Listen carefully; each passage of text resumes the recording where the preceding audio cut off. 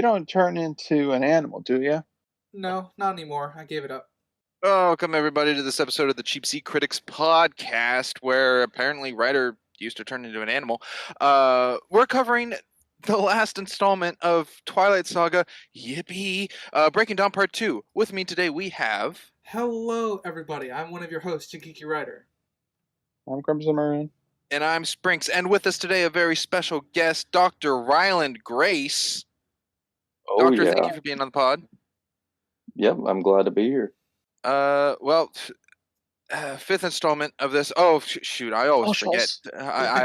Thanks, Crimson. Hey, if you're listening to Cheap Seat Critics podcast underwater in the Pacific Ocean for some reason, you can look us up on Twitter and Instagram, TikTok, Facebook, Reddit, I think.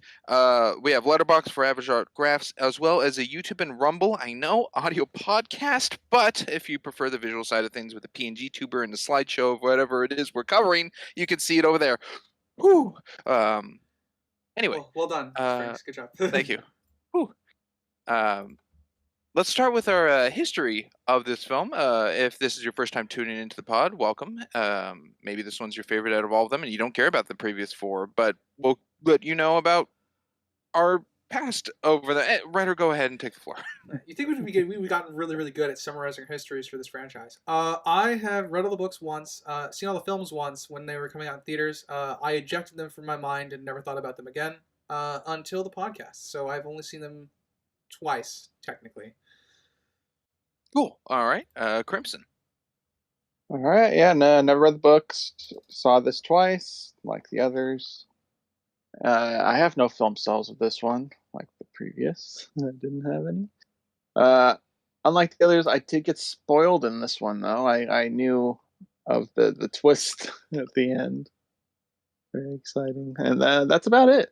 All right. I'll go, and then Doctor will go after me. I have seen Breaking Down Part 2. This is my second time watching it. Previously, for the other Twilight films, I've seen the first one, was it like 6 or 7 times? And then New Moon Eclipse, I've seen twice now. Breaking Dawn Part 1, I've only seen once for the pod. Never read any of the books. And that's that. Oh, and I got a New Moon film cell thing. So, Like you put it in a prison cell, or... No, like a film. What is this? A 35 film millimeter film frame Oh, okay. from New Moon, and I know Crimson has like 6 of them or something. All right, Doctor, history for you. My history with Twilight is basically probably mostly in middle school. Like teenage little girls would be like, "Oh, I'm Team Edward," or "Oh, I'm Team Jacob," and that was all I knew until basically 12 hours ago when I binged the entire series overnight last night, and now I'm here. That is a dedication. Your will. Yep. It was a Welcome to journey. hell. It's not great, but... Oh, I'm burning. Well, with our histories, I'll go into some facts I have over the film. Let's see here. Its initial release date was November 16th, 2012. It had a runtime, or has a runtime of 1 hour and 55 minutes. Slight fact with the fact, or fun fact with the fact, this was the most expensive Twilight film, but also grossed the most out of them, with a budget of 120 million USD and a box office of 848.6 million USD. So made their money back and then some. Oh, yeah. It's rated PG-13 with a genre of fantasy/romance, and it was directed by Bill Condon, who also directed Breaking Down Part 1. He is known for other films such as Mr. Holmes with Ian McKellen, Dreamgirls, and the live-action adaptation of Beauty and the Beast. And then I have just a few fun facts. To protect Mackenzie Foy, who was Renesmee on the set, Bill Condon had set up a swear jar where any cast and crew members caught swearing or uttering profanities were fined on the spot. The collected jar was then donated to St. Jude's Children's Hospital. That's cool. I like that. Did you find how much was in the jar? I did not, unfortunately. Also, these facts are found on the internet, taken with a grain of salt of how true or false they may be. They donated all $1 to charity. Could be. It also could be $1,000 for just Jacob not stopping. Who knows? Dollar per sec- ad. Second fun fact: besides Mackenzie Foy, 10 actresses portrayed the rapidly growing Renesmee Cullen, as well as a CGI animated baby. And then the last fun fact I have is every song that appears in the film and on the soundtrack is original and written specifically for this film. Oh, I didn't know that. There's some big songs in here. I didn't realize it came strictly from this. It's true. They got big because of this film. That's So true. I certainly noticed that CGI baby. What? Yeah. Yeah. I think didn't we touch on it in the What? last movie? Or I did. It's a Polar Express baby. Oh, it's Uncanny Valley all the way. Renesmee's CGI baby died, so Tarkin's CGI face in Rogue One could walk. I suppose that would be the progression. I guess so, yeah. Anyway, so today's structure for the film will be popcorn, meaning we can go anywhere in the film of we wish. Can be the very start or the very end of our first point made. Let us start with our guest, Dr. Ryland Grace. Doctor, where would you like to start on a coverage of this film? I might be flying in here guns blazing, but was it at the beginning of the movie when Jacob imprinted himself on a newborn baby? That was the end of the previous film, but Oh, okay. Stated, yeah, of this one, the start. Okay, yeah, definitely interesting. I'm writer. You said you're the only one that's read the books? I have, yeah. Is that tracking with what happens in the books? That does happen in the books, yes. I should also point out I ejected the books from my mind too. I did a good job forgetting them. So, but I know that's there because my cousins read the books and retained the information. So Gotcha. Well, I'm probably reading, and I'm sure it's more innocent than it seemed. But right when that happened at the end of the Breaking Dawn one, I was like, what the heck? But yeah, I'm sure. Like I said, I'm sure it's more of an innocent thing. Well, Jacob claims that, but we also get him calling Edward Daddy at the end of this. That was weird. Alice with a happy ending on the beach with the two together. So I don't know. Wait, what? Jacob calls Edward Daddy. He asks if he can call him Dad, and he says no. But then it implies with the Alice vision is like Jacob and Renesmee is an adult on the beach. I'm gonna have to go back and watch that because I stopped watching when I was 10 minutes away from the end. I don't blame you. Well, when you're binging all of them, I was close to the finish line. Yeah, I couldn't make it. But yeah, there is some behind it. I mean, the whole thing behind imprinting, from what we could tell earlier, is that it is more of a romantic connection. Well, yeah, and also, and I think at the end of Breaking Dawn 1, he's imagining like a more teenage version of Renesmee, not her as an innocent little baby. So, I don't know. She had definitely. He's not a pedophile, thankfully. But right, it's still. Right. But he still likes them young. But he's willing to wait. From what it looks like. Huh? He's willing to wait from what it looks like. Willing to wait at least a little while. Yeah. It's definitely weird. I agree with that, Springs. The werewolf code in him made him do it. He said he had no control over the matter. Yeah. Simply animal instinct. Wait, and is that why he liked Bella so much? Because it was like her offspring that he was actually imprinted on, and he just didn't realize that. It's kind of what his theory was. Implied, yeah. That's what the theory, the running theory is from him. Yes. Okay. Which I guess that somehow to me that makes it seem slightly less weird. I don't know. Yeah, he was trying to rationalize why he was so obsessed with Bella and having not imprinted on her. So now he's kind of saw it as like a stepping DNA. stone. Yeah. But it is an interesting choice. Wasn't it also brought up in this film that Renesmee in while still in Bella, was affecting everything outside in a way. Like her power was doing something. The closest we get to that is Edward reading her mind. Like she was sharing her memory of of their voices to Edward. I think that's the closest we get to that. Okay, that was shown in Breaking Down Part 1. Yeah. But I thought there was a line or something said that everyone was like in a good mood or something was going around while Renesmee was in Bella. Because of something she was doing. Maybe I'm making it up, but I thought that was something said. That's not really her powers. Recall. That's Jasper's powers. But what even is Renesmee's power? Showing people her memory? It's kind of like Aro, but Aro is like takes and she can give. But it's like the same power. I see. Okay. Because it seemed like she was just touching people's faces and like making them like. She was sharing either her memories or their memories back. One of the two. I see. Okay. Oh, she was sharing their memories back to them? It could be, to a degree, yeah. But I assume she could do both.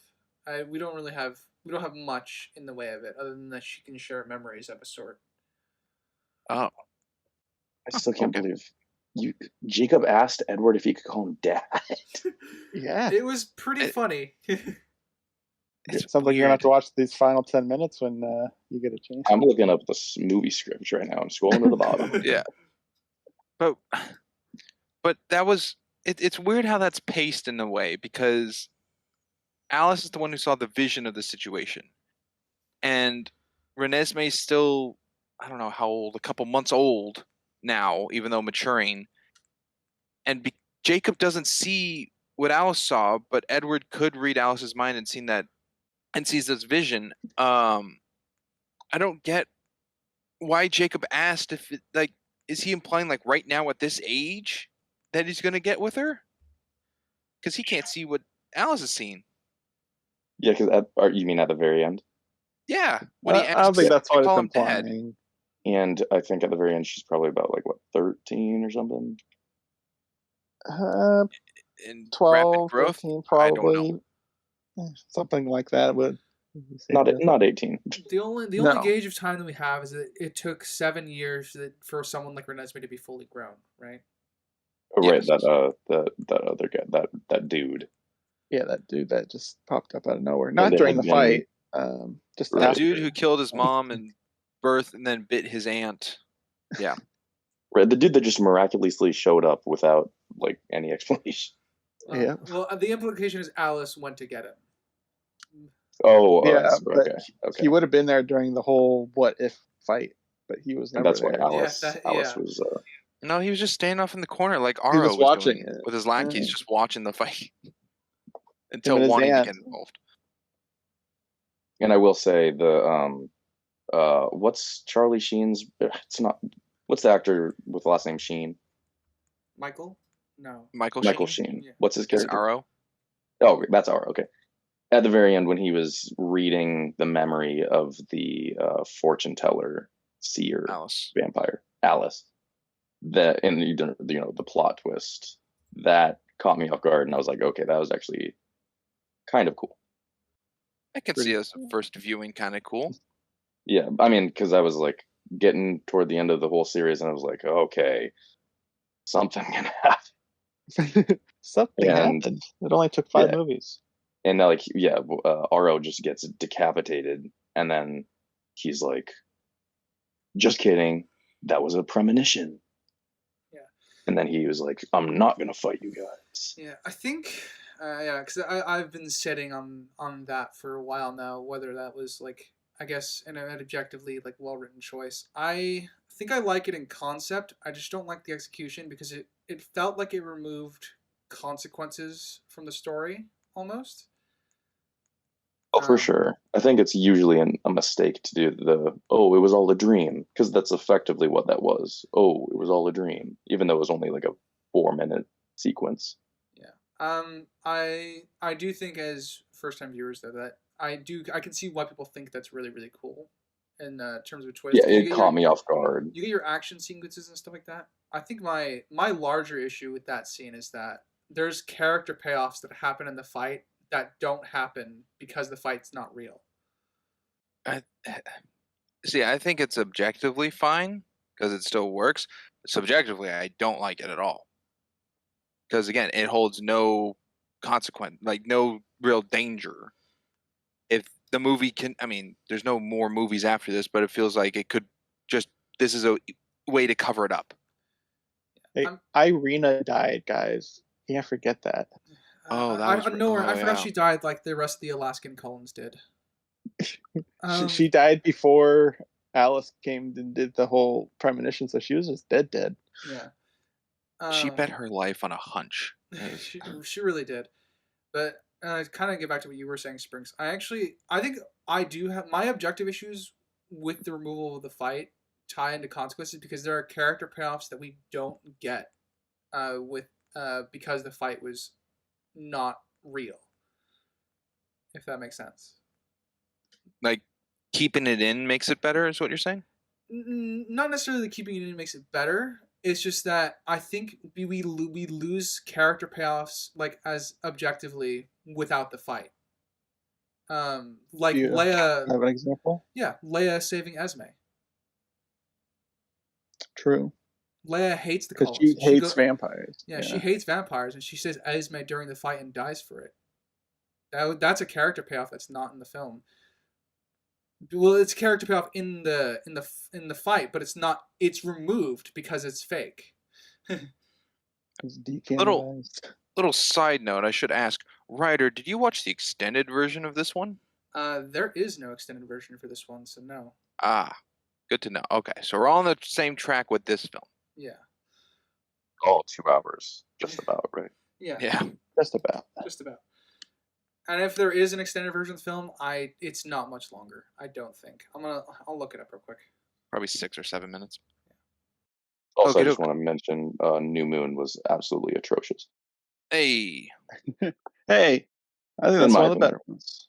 Subjectively, I was not. Dog water. Ooh. Objectively, dog water. No, I think you're not the only guest who had that thought on New Moon. I don't remember who else said that. Was it Loke that said that? New Moon was least favorite? Loquacious. Loke said that the first one was their least favorite. Oh. Well, I think they said like they'd give it a 3. Yeah. That's right. Anywho, Crimson, let's go to you for a point. All right.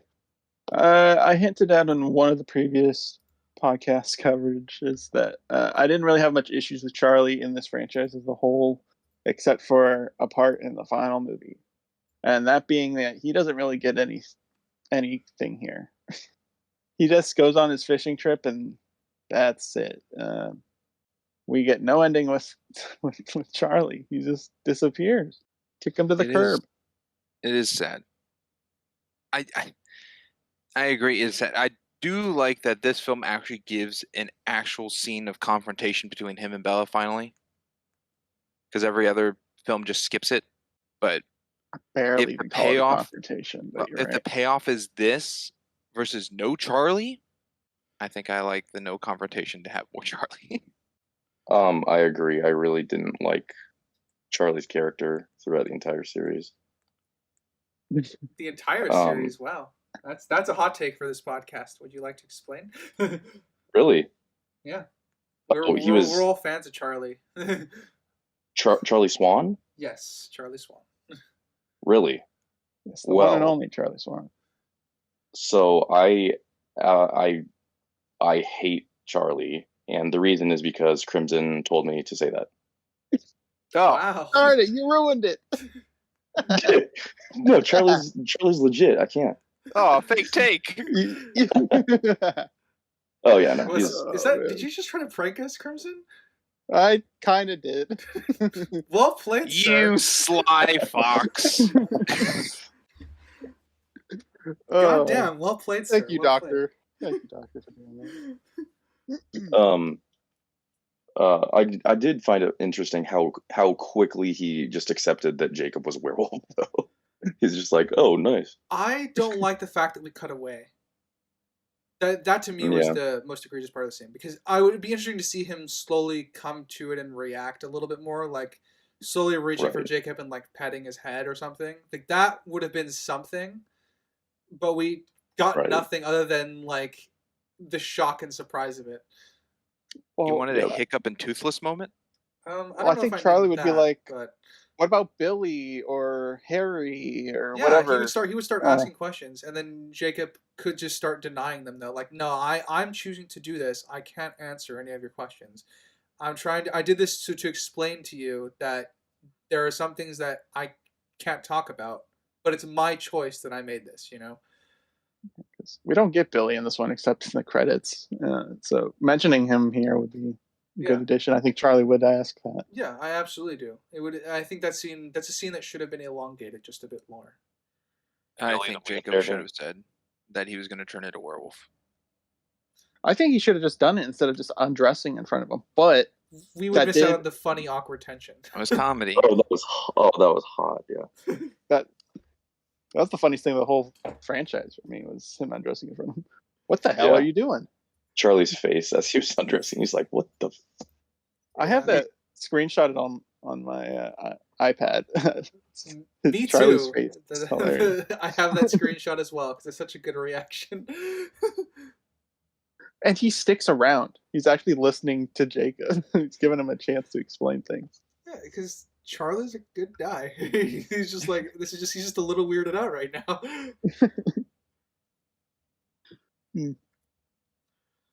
I think of Charlie's face in my memory now. Maybe it's because I'm sleep deprived. All I can see is Trevor from Grand Theft Auto 5. Interesting. Yeah, Yeah. It's probably the mustache. Trevor's but- got a little more hair on top than Trevor, but Oh, yeah, he has gray hair. He's much better looking, but that's all I can hear. If we I see the ever mustache. my memory. if we ever do get a live action GTA 5 story, I could see Charlie playing Trevor. Be funny to see him do that role. Yeah. well, there kind of was a live action one. Stephen Ogg and some dude. There was. It was like a short film thing. Oh. But hey, I'll go to a point that or actually before I do, Ryder, did you find an extended answer? There is an extended version, but I don't believe I watched it. Okay. How much longer is it? Curious. It is. I already closed out the webpage. Oh, that's all right. Yeah. X minutes long. Yeah, there you go. Gotcha. I was going to that Alice mentions Bella's birthday. Yeah. Are you And- happy? It rewarded you for paying attention. I'm happy that they got the detail right, but I think someone said in the last part that if it was within a certain amount of time, it is a problem. Can't remember who said that. Was it Ryder or Crimson?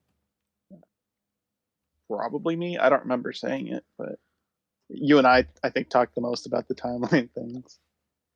Someone stated if like the entirety of what occurred was actually within a 1 week span, it was a problem. Yeah. Oh, within the house. Yeah. Because- So because you said Yeah, Bella says it was 3 days prior that she got turned, which means September 11th was when she opened her eyes. And the last film ended on the 9th or something. Well, it went to the 11th. But in Breaking Down Part 1, Carlisle says to Jacob that they came back 2 weeks ago, making it now Friday, September 9th. okay. So yeah, and then if her birthday was the 11th, you said 14th. 14th. Yeah, I don't have much of an issue then. I think anyway, because that was enough time. I think the argument I posed was the amount of blood they went through within the allotted time provided. Oh, I see. And now that this window is so small, that is a ridiculous amount of like blood. 2 days. Yeah, that's Oh, yeah. Okay, I see what you're saying. yeah, because they had a garbage bin just full of those blood packs, and Bella wouldn't even have enough room in her body to store all that for 2 days. Anywho, that's the date. And then with the Charlie like get rid of scene with the fish trip being a gift giving on that? Is that supposed to be Christmas Day? It could be. It also could not Christmas be. time. I mean, it's not. They don't give a day. yeah, it's definitely Christmas time because you don't necessarily have to open Christmas presents on Christmas Day. If you're like having family visit from abroad and they need to go back, you open them whenever they're around. Yeah. So, unknown. Just presumably in December. Okay. So the span of this film is a couple months. Well, then again, That's Bella rough and with Edward her at the end are growth. back in their meadow, so back to spring. Wait, is Carlisle and Jasper, are they still alive at the end of the movie? Yeah. Yes. Yeah. The fight. Oh, okay. Because the All whole of that was fight part of was the fake. premonition. Oh, okay. Yeah, the only person that died on that field was Irene, or Irina, the snitch. She was the only one that died. Okay. Which her body completely disappeared, might I add. Well, on the away shot. they burned it in Nash, so. I mean, there Yeah. wasn't even a pile of ash. There was nothing. Oh, like Benjamin just took the dust and sent it away or something. Mm. There was so many new characters added in this film.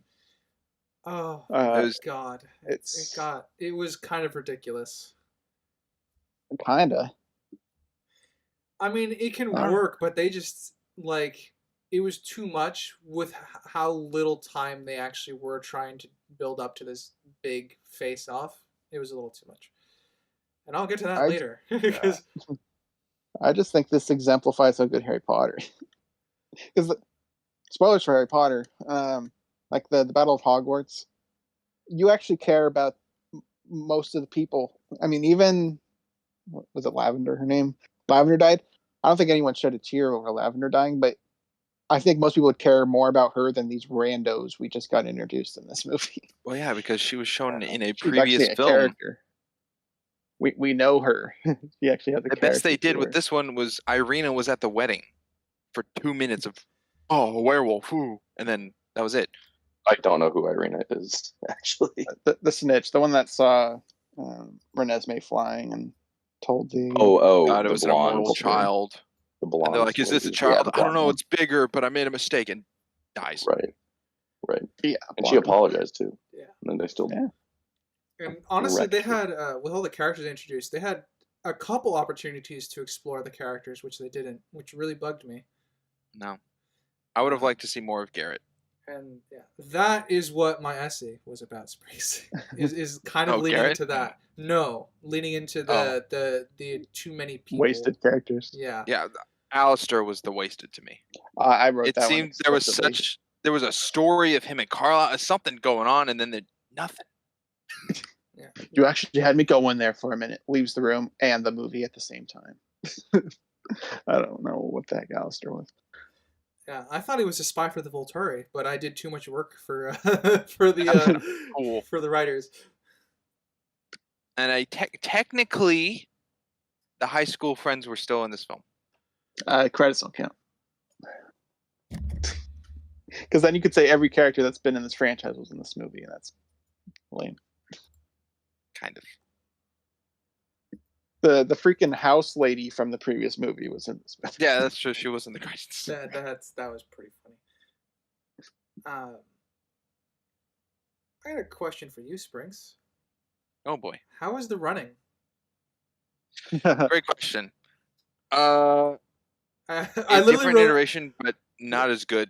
Yeah, I literally wrote in my notes Sprinks analysis. It's you were kind of the one to kind of track the running consistency for zombies. I don't understand why they've changed the running pattern and look 5 different times.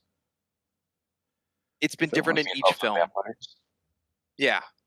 Yeah, now that you mention it, yeah, that kind of tracks. Each film they run differently. Yeah. In this one they're like they look like the Flash, like from Marvel, like it's like instant speed.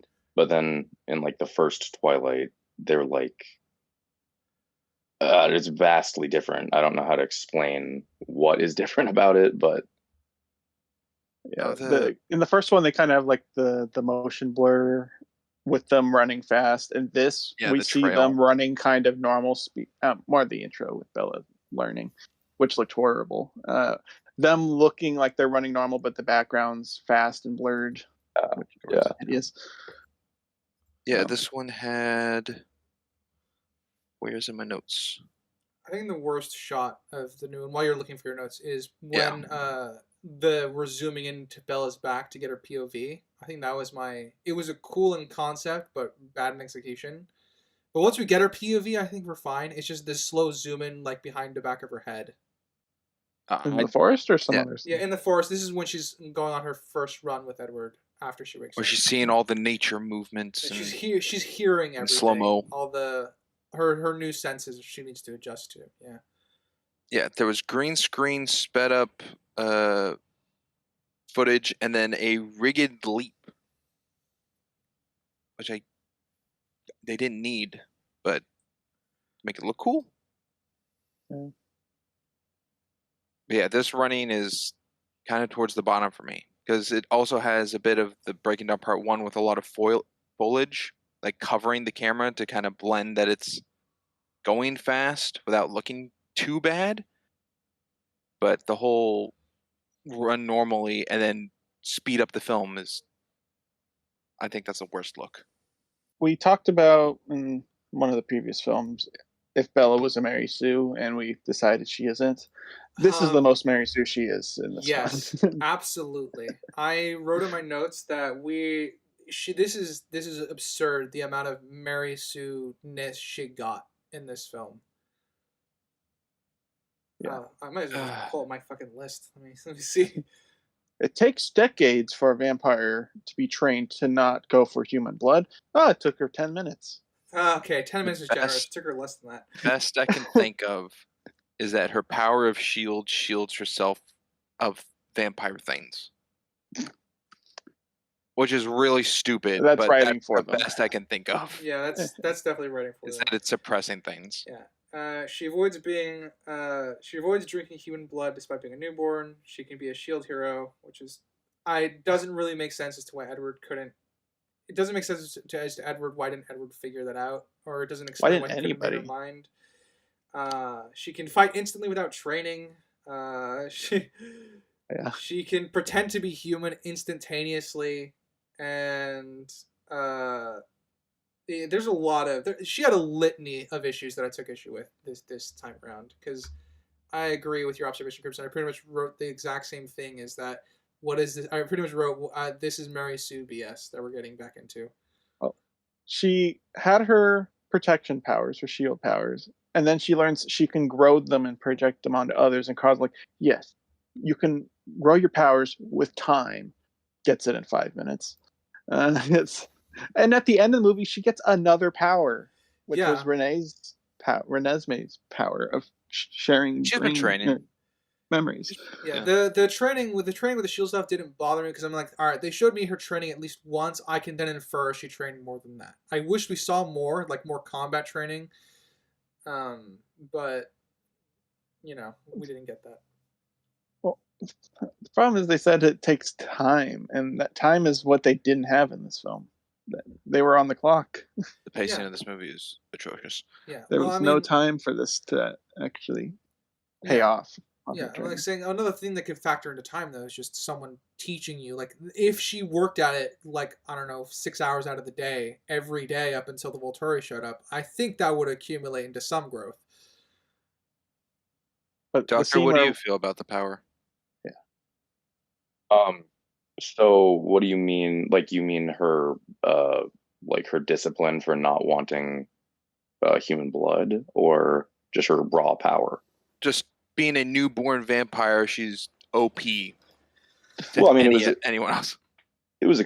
No one else is a newborn vampire, and it was explained that newborns are just super OP. So I just kind of took it at face value and didn't question it much, to be honest.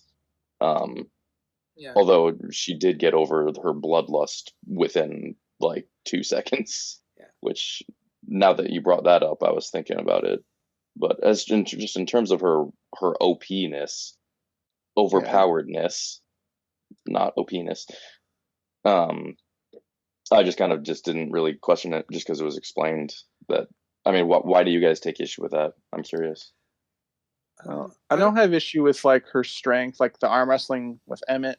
Don't have issues, because newborns are supposed to be strongest they'll ever be. That kind of tracks, yeah.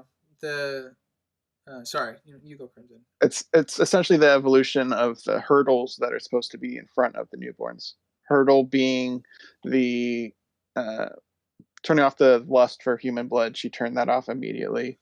The evolution of one's powers, she got presumably in one session, because it didn't seem like they've been practicing. That seemed like the first time they were training her new powers for the projection shield. So it's more towards the application of things that should be later for a vampire, but her tackling them immediately and succeeding. Yeah, her shields that she can cast like on other people. How long was her training? Like a day or a week? It looked like one session. About a month, my best guess. Because her birthday is 3 days after being a vampire on the 14th of September, and then this goes to about December of Christmas-ish. So it could have been in October?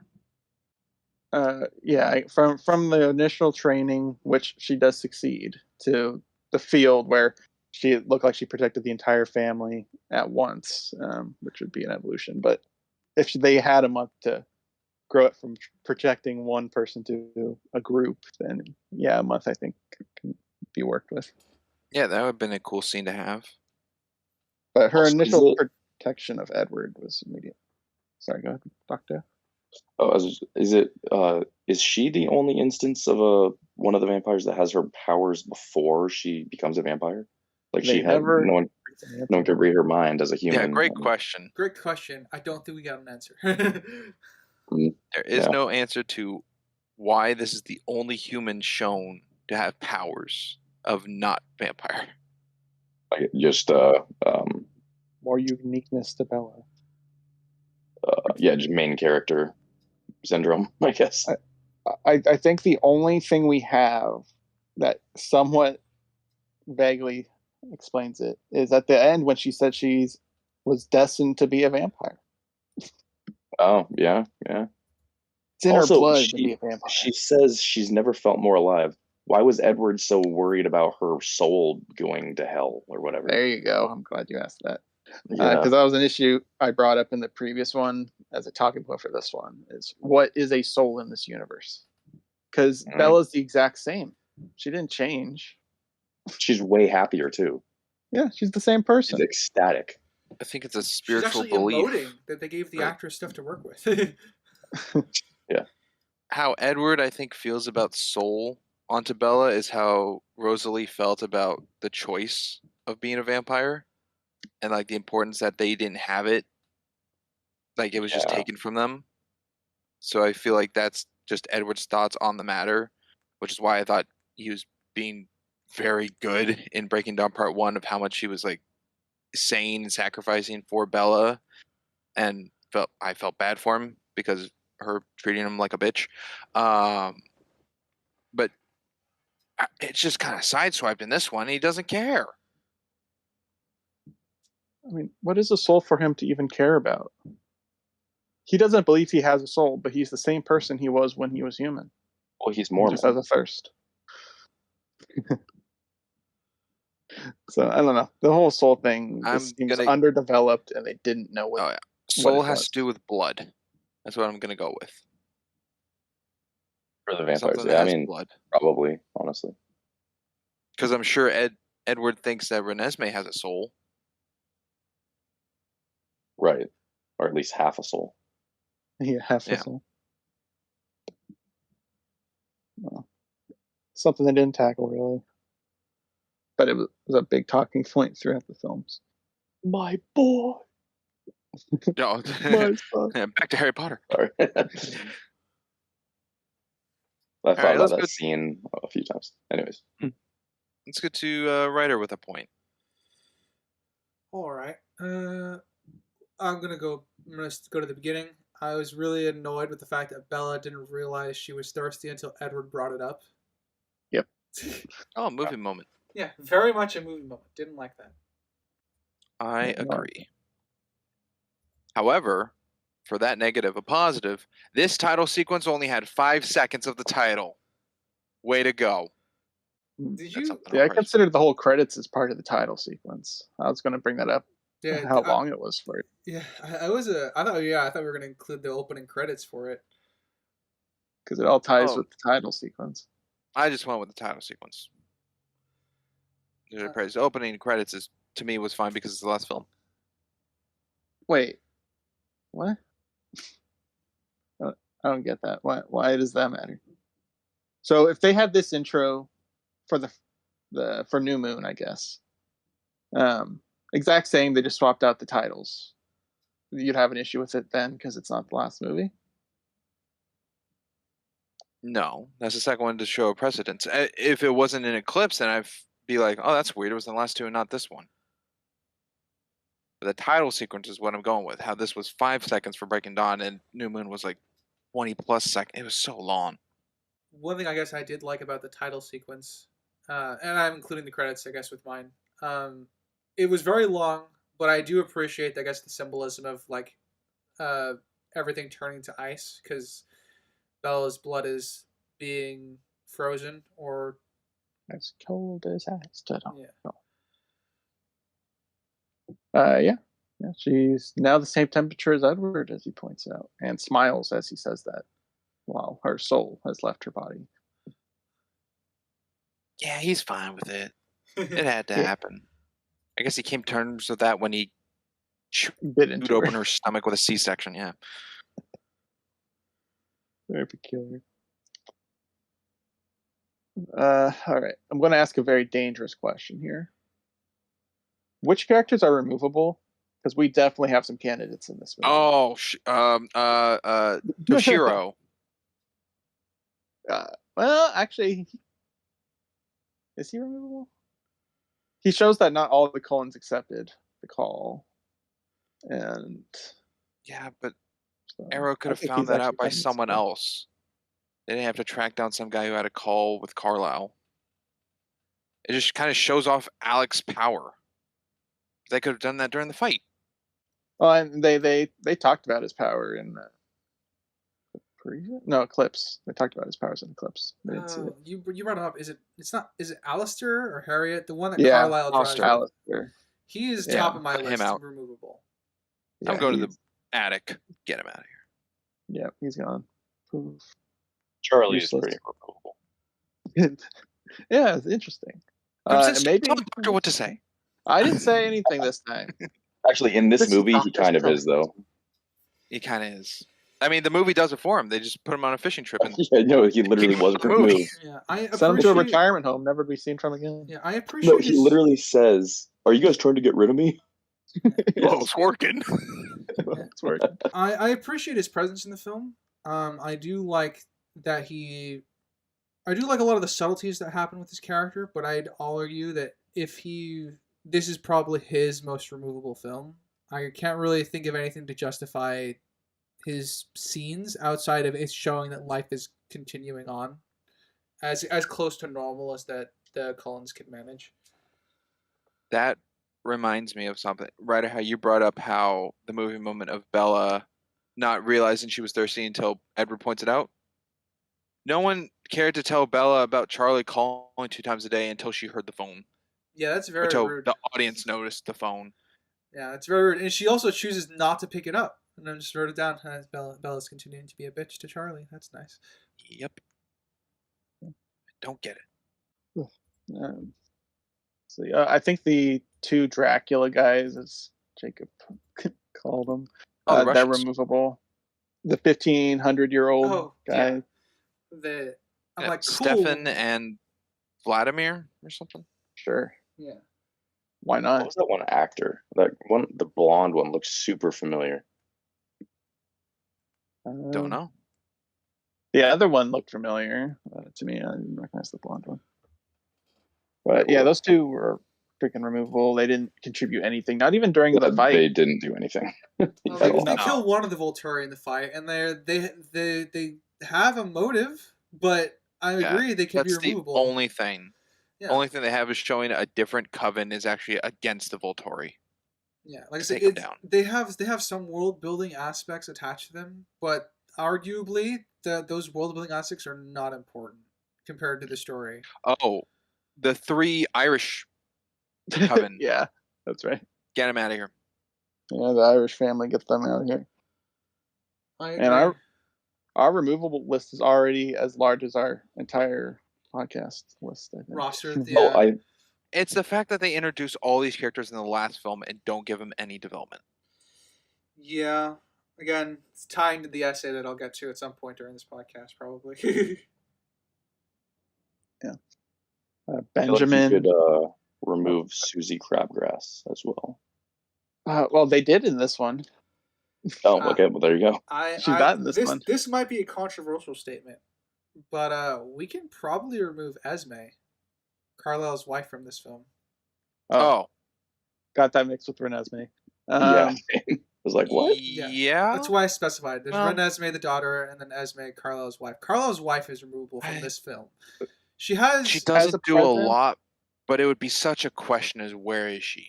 Yeah. That would be the thing, right? They would have to. I want her to have more of a presence in the film because, as it stands, we don't lose anything with her not being here, other than the question of where is she. Yeah, I mean, she doesn't add anything. She doesn't even give she's sandwiches kinda just to required. people in this one. She's kind of just required to be here, and that's about it. Yeah, that one's definitely. Yeah, that one. That's on the fence for me. Yeah, like I said, for me it's continuity. That's why I like that she's there, but they do nothing with her. She doesn't do anything. No.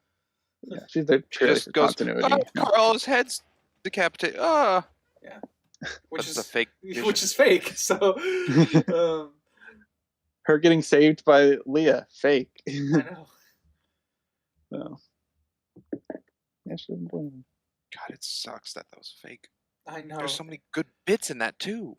Yeah. Sam, us having the gusto to drag Jane to Sam for the revenge on That's another character payoff right there too, because Jasper was killed by her and Seth was practically killed by her. So Alice and Sam working together, that's another character payoff that we don't have in the actual story. Guess that's true. I didn't view it that way. A werewolf vampire teaming up together there. Because they both lost someone they cared about, you know? Yeah. Did Jasper talk in this movie? Yes. He says yes. 3 words. And then he screams as he dies. But What a regression for Jasper. We actually had some good stuff with him in...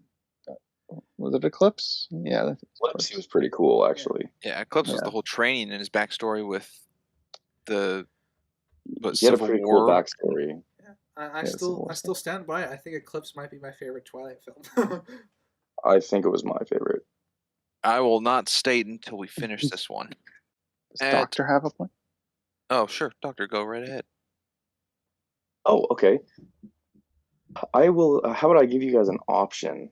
We can either go into how we can explore how maybe the Twilight Saga is really an allegory for modern transgenderism, or we could talk about how many parallels can be drawn between Breaking Dawn Part 1 and 2 specifically and the 2009 sci-fi horror classic Splice. Oh yeah. boy! boy. You've given quite some options here. Wow. I think I know which way you want to go with this. I'm gonna go And with I'll just make the choice for you. Splice is 2. Oh. Let's go with the Splice one. I don't actually have any. Well, I mean, okay, obviously, Splice. Okay, transgenderism. I made that up. I don't. Yeah.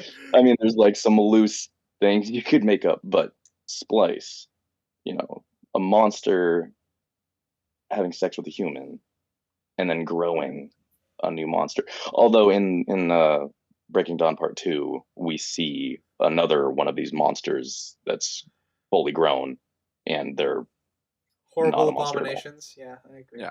Yeah. Spoilers for Splice, by the way. What People who haven't seen it. The spoiler is don't watch it.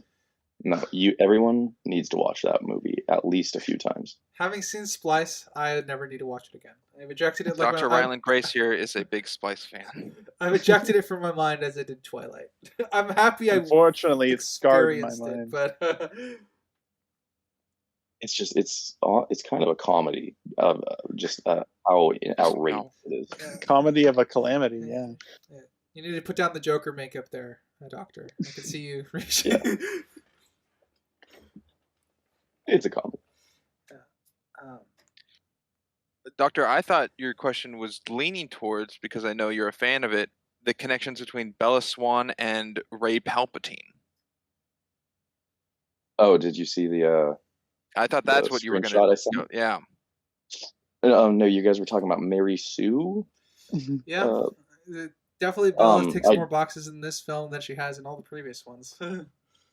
Yeah, I had to Google Mary Sue. I hadn't heard that term, and that was that screenshot of Luke Skywalker, Anakin Skywalker, and Rey, like with checkboxes came up. The Rey is unfortunately now the poster child for Mary Sue. Yeah. Like if you open up the dictionary and look up Mary Sue, you're gonna see Ray Palpatine. That's well, right. I didn't understand what Mary Sue meant, and then I saw that little checkbox thing, and I was like, oh, okay, that makes perfect sense. Yeah. Just kind of super OP character that's probably in a sequel. Yeah, forever safe. Yeah. All good. I mean, so in this movie, a lot of it can be attributed to the newborn vampire newborn being OP, and then obviously protagonist. Oh, you wanted to draw parallels between her and Rey. Well, I thought that's something you wanted to discuss, but if not, and I just assume that, then no worries. Yeah. I mean, I can't think of anything other than the obvious. Just, they're overpowered right out the gate. Well, she tries to protect her friend, Chewbacca, and then they die. And then it was fake. Yeah. That happened. Yeah. I have a question for y'all then. What do we think about Jacob's choice to tell Charlie? At least a little bit, a hint about the world around him. I really liked it. Scope, good. In the actual scene itself, janky. Yeah, I like the comedy of the scene, but once that part of it's over and he changes, I think, like I said, that scene just needs to be a bit longer. But in terms of his choice, I'm kind of in agreement with Jacob. I think that was a good choice to make. Considering how chill Charlie is, yeah, absolutely. Remind me, because Jacob left his clan, can they still read his mind? We don't know if he's back, I guess. If he's not part of the clan, they can't read his mind. It's okay, implied. Because I was thinking, if he's going to tell Charlie, would they not try to stop him? He hasn't made up with Sam at that point. Because there's a point where he does make up with Sam, but it's not at that point. Okay. That hasn't happened yet. Okay, so I'm going with that they can't read his mind here. I mean, there's also a range. Yeah, I don't think so. I don't think that scene has happened before. Let me scroll back. Maybe I did. No, I know you're talking about where he's looking out the window and Sam's there. Yeah, is that what you're referring to, Ryder? Reconcile. Yeah, no, that scene hadn't happened yet, Crimson. Hadn't happened yet. Okay. Yeah. So, but yeah. Well, then there's still Seth and Leia who are with Jacob, but I'm sure they're for it because Jacob's kind of in charge of them. Yeah, Jacob is kind of forming his own pack. The pseudo alpha. Yeah. The great grandson. I don't. Shockingly, I don't appreciate Bella and Edward's treatment of Jacob after he told Charlie. Obviously, Jacob does benefit from their staying because obviously he told Charlie is partly to get them to stay, but it's clearly a good choice for Charlie and them because that way they don't have to X Charlie out of their lives completely. And if Charlie were anything but like a good dad in this show, I would probably be against Jacob. But Charlie's been nothing but supportive of all of Bella's decisions and being a good dad. That I'm pretty much in favor of Jacob telling Charlie this because of that. Because he deserves to know that his daughter's alive. Yeah, it's kind of two-pronged. I like how he approached it to where if the Volturi read people's minds, they would know Charlie doesn't know anything, and it's only with werewolves, and leaves it to Charlie's own imagination. I like how he handled that. Him having Charlie meet up with newborn Bella is freaking stupid. Yeah, that happened far too instantaneously. He 100% trusts Bella's ability to control her urges based off of what he heard about the hiker. He didn't even see that. She controlled her urges around the hiker. What a convenient wind blow. Yeah. We had a convenient wind blow in the first one with the fan at the door in the school. Yeah. Poor Charlie's been dealing with nonstop bullshit still, because this is all after senior year, so all this has been happening pretty much in sequence. Oh, he thought she was dying. Yes. Yeah. And then she goes, remember me on the couch with pizza. And then... remember me how I was. And constant calls and no one telling Bella for 3 days now. At least since her turn out of her vampire state coma. Yeah. Well, that's up to her birthday. Yeah. That was the... Okay, yeah, it's 3 days of that part of the scene. Well, I have a... Oh, go ahead. No, Doctor, you're the guest. You go ahead. I'll go after you. Okay. I had a question about, in that same scene, why I really just wanted Bella to tell her dad that she was just a vampire, given how understanding he was of Jacob just friggin' turning into a massive wolf right in front of him and not having like any other follow-up questions, seemingly. I mean, it was just a short scene, I guess. Is it literally just because they're worried about the Volturi like killing him or like killing all of them for telling human? The Volturi can read minds, so, and they like to keep their kind hidden, and they establish in New Moon that the Volturi like will kill people who know that they're... If the Volturi are killing children, totally fine. I see no problem that they would kill Charlie. Well, the children makes sense because they're like stupid kids that are just going to they're just going to keep sucking people's blood in broad daylight, and they can't keep it secret. I mean, it's brutal, but I mean, to me that makes sense. But so why was in the first film, why were they so okay having Bella over? Was it just because her mind can't be read? That, and I think that at least the Cullens know that Edward thinks of Bella in a special way, so... Oh, okay. See, the Volturi weren't established in the first movie yet, so the writer didn't know about that rule that they wrote themselves into. It's also showing that Edward's love for Bella is so powerful that it's allowed to risk, but Bella's love for Charlie is definitely not to the same level. Because the explanation for them sparing her in New Moon was because Alice gave a vision that she will eventually turn one day. That's what saved her from being killed for having too much knowledge as a human. But that does not explain the first movie away at all. So, I don't know. So let's just make Charlie a vampire. Let's just do it. They could have solved all the issues. That would have been so badass if Charlie was in that fake fight. Yeah. Oh, man, we totally could have got a "not my daughter, you bitch" kind of moment. Oh! Dude, he could have shoved a Rainer beer can down Vittori's throat. Yeah. He could have been the only one using guns or something. I was just laughing that nobody was using weapons. It was just their fists. But if Charlie was there just shooting people... The guy who just Charlie with the fucking pump-action shotgun, man. That would be pretty amusing to watch. Charlie should be Van Helsing. I agree. Going with some garlic and a wooden stake. Charlie would question that. If they told him you're a vampire and he goes, so can you not eat garlic anymore? Or something. That's such a Charlie question to ask, yeah. He just starts listing off cliches. All this to say is we wish Charlie was in the film more. Yeah. How am I going to shave in the mirror now? Oh, can you... Oh, yeah. That would be such a stupid move, but if he's like, yeah, I wasn't catching any fish. I'm here to my daughter. Came back from I felt a disturbance in the force. It would be great. Just to see how it pop back to shotgun. It would be great. Can Sue Clearwater read the minds?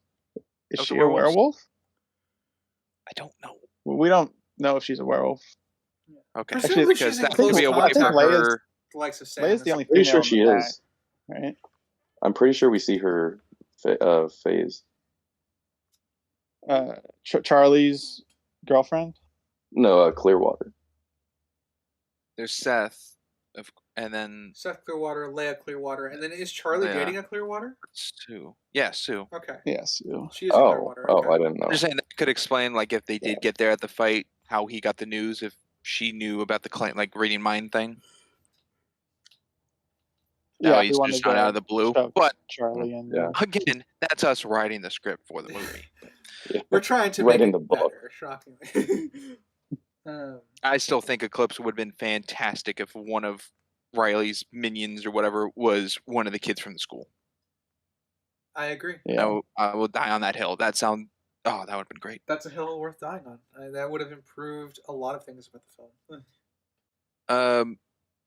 at timestamp 20 minutes and 30 seconds, when Charlie's out cutting wood, did anyone notice the sound effect used for him cutting wood? Nope. I remember thinking about it at the time, but it was immediately erased because I was more pulled into the scene about other things. So I feel like I've heard it before, but It sounds like two swords hitting each other. I didn't get that out of Not it. an axe on chainsaw? wood. Oh, it's an axe? Yeah, he's chopping wood with an axe, and it sounds like two swords whacking each other, like a plane of metal. Oh, maybe he What came was the across a timestamp? spiked tree. 20 minutes, 30 seconds, roughly around there when he's chopping wood. Yeah, I mean, they're in Washington, and there's some forest with spiked trees, and maybe he just came across one piece of wood that was spiked. It just sounded weird to me as the sound effect used. Oh, also, Strips. a matter of Jacob taking his clothes off. We see him take his pants off. That's a little weird, isn't it? doesn't want to tear his clothes, I guess. He's talking about the spawning pants. Yes, Yeah, I the know. pants. I think it just supports that they're just spawning pants. There's no consistency, as we established with the werewolves and clothes. Well, whatever with they anything want. above the waist. We got that. I'm watching it right now. He's taking off his pants. Whoa, doctor, calm down there. What are you watching? We're watching Twilight here. Wait. I think he pulls down his boxers too. Oh! I'm almost certain. Wait. Doctor, we're dying of anticipation over here. No, he does not. So he's wearing his boxers still. So his boxers should have just ripped off. And if he goes into human form, he should be buck naked. But I'm sure that's not. Entirely explained. Doctor, that's a detail you haven't picked up in the previous films. When they No. revert back to human, they just have pants on. Oh, okay, yeah. Well, no, the spawny pants. Okay, that makes perfect sense. Very consistent with themselves. What's not consistent is the shiny skin in direct sunlight. Oh yeah, I was gonna bring that up later. Go ahead. Yeah. Let's break it in another film. I mean, I think it's the most apparent in this one at the end on the flower field. Oh yeah, totally fine. Because very clear, sunny day, not overcast, no glistening skin. But they are paying attention to the rules somewhat, because when Bella went into the city to meet what's his name? Jay Jenks. Something. Yeah. To meet up with him, she goes into a populated city, and it just happens to be raining and overcast, so she can walk outside and not have glistening skin. Oh yeah, it's Seattle. Having a sun umbrella is not an abhorrent idea. I know people who have sun umbrellas all the time. That would have been an easy fix if it was a sunny day. So it's convenient that it's raining, but there are workarounds. Did anyone get the impression? I'm sure this isn't actually what happened, but get the impression that when Irina jumped off the cliff when Bella was chasing her and she jumped in the water, and then her next scene is with the Volturi, that she swam all the way to Italy? No. Pretty sure that didn't happen. No, it's just interesting how much action this cliff gets. Looks like the same cliff that Bella and I don't know. Victoria jumped off of. I'm not. I think it's perfectly fine. She just drove off to get away and then found another way to get there. and It plane seems flew or whatever, weird but that would be. I would never have inferred that. I don't know why Irene even watched them. I don't know why Irina was. why is she there? Yeah, it's lucky she just happened to come that way instead of going straight to the Cullens' house. Yeah, and Bella with her new vampire super smell probably would have smelled her before she did. Oh, that's another movie moment. She didn't adjust her eyes to look at her until she needed to look at her. Yeah. Also, this movie is the biggest use of vampire superheroing. Yeah, when Like, Carlisle and like on the battlefield, they can are talk talking to each other. Yeah. a good mile across each other. Wasn't a mile, but it was Well, fine. no, but yeah. They managed once again to bring up Laurent, but in a very subtle way in this one, at least. Oh, in the If credits? you guys picked up on it. No. Did you guys pick up on the Laurent nod? I don't think I did. No. When Irene went into the Volturi's building, whatever, and she's being escorted by this guy, she looks at the back of him, and we get a focus shot of the back of the guy, and she looks sad because she was dating Laurent, which is why she was upset in the previous film. And the back of the guy looked identical with the dreads and the outfit and everything to Laurent. So she was thinking about him on that scene because they focused explicitly on her, the back of him, and then back to her face reacting to looking at him. If that's More true, Laurent. if that's true, completely missed it, but I appreciate the subtlety of it. That sounds like they did a good job integrating it. Yeah, I didn't put a timestamp for it, but it's when she's getting escorted in there. Laurent was murdered by just werewolves, right? Yeah, Yes. much done. Because he was sent by Victoria to do Victoria things. Right. Timestamp 33:05. Yeah. See what I'm saying? What's it, Springs? I sure do. Yeah. It's just like the light over the back of the hair and then cuts her and she looks sad. Yeah. I missed that. That's good. It's subtle. Nice detail. I think they actually did good with that. Yeah. Good stuff. And that's the guy that ends up chasing Renesmee when she's on Jacob's back in the woods. Yeah. There's a detail I can't tell if is accurate or not, but being that Bella's now a vampire, is she getting paler? Didn't look like it she to me. gained color. Personally, she looks like she has blush on now. I mean, she has makeup on in this movie, which I don't think she had much makeup on in the previous movies. And now she looks more human, yeah. Okay. To me. Because to me, it's weird seeing her stand next to Rosalie.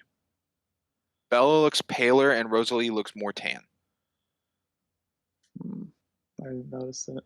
Well, I mean, they stopped using the pale makeup like in... well, yeah, where you can see the neck cut off, but yeah. I don't know, it just looked like a coloring difference in that. I don't believe I noticed, so... We get, I guess, I mean, it was confirmed in the first movie, but explicitly shown with the contacts, because sounded like you were kind of confused by its Springs in the previous coverings. Now there's a definitive visual confirmation for you. Oh yeah, the contacts are black. So why the eye colors change? Yeah, throughout the movie, red from movie to movie. Red drinking blood, yellow for animals' blood, and then black is the contacts. Let's see. Let's go to Crimson for a point. Sweet. I'm going to bring up a potential character break. This slight one with Carlisle. When it was brought to his attention that Irene was watching them and then ran away, Bella seemed concerned and Rosalie seemed a little concerned. But Carlisle's like, oh, she'll be okay. She's not a problem. She's part of the family. She might have assumed that she was just going back home. instead of the Volturi. I don't know if that's in a opinion. character break, but I mean, Carlisle's a thoughtful guy, and if he's seeing members of his family nervous about, even if it's another member, I think he'd care more than just, she's okay. She's not an issue.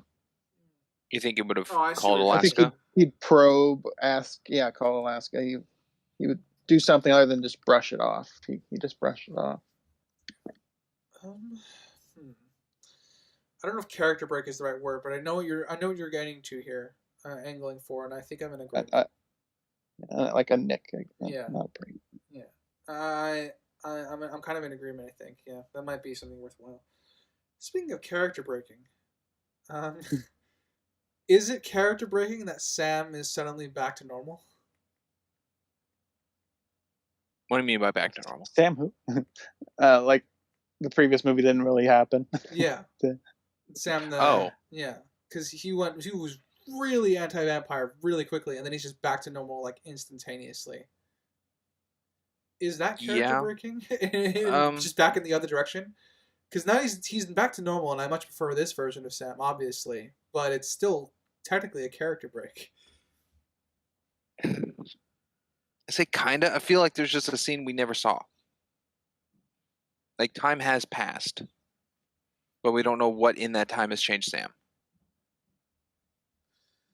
Yeah. So I definitely find it more of a break if it's the next day or same week, but it's been a while now since the I'm events willing of to that. downgrade it to a Nick, but I think it's something we should have seen considering his importance. Yeah. I agree. I mean, he was in air quotes part, the main antagonist, because when we debated who the antagonist the last film was. So yeah. I do like that. I think they do integrate Jacob back into the pack. He's helping He's helping the new pups kind of train and stuff like that and find their new feet. So I don't know if he is a pack leader, but he's certainly now a higher rank within the pack. Like he's helping to train people and stuff like that. Yeah, Seth is certainly no longer the youngest werewolf. Yeah. There was no. Do we even see Seth ever as his human form? In this film, I don't think I don't so. think Same so. for Leia. I don't think we see either of them. We see their wolf forms, but I don't think we see their human counterparts. Interesting. I mean, we don't see Paul either. No.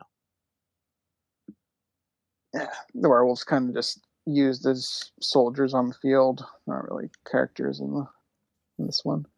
Yeah.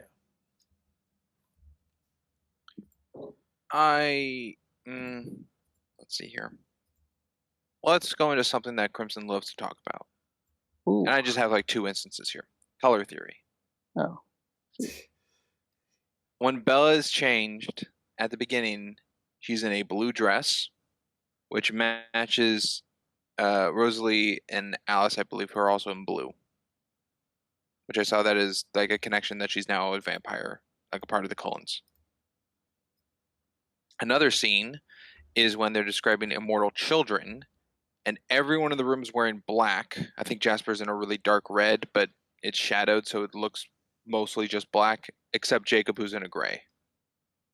And I just saw that as all vampires, and then not mortal enemy, but someone who's like helping them out. Who was in gray?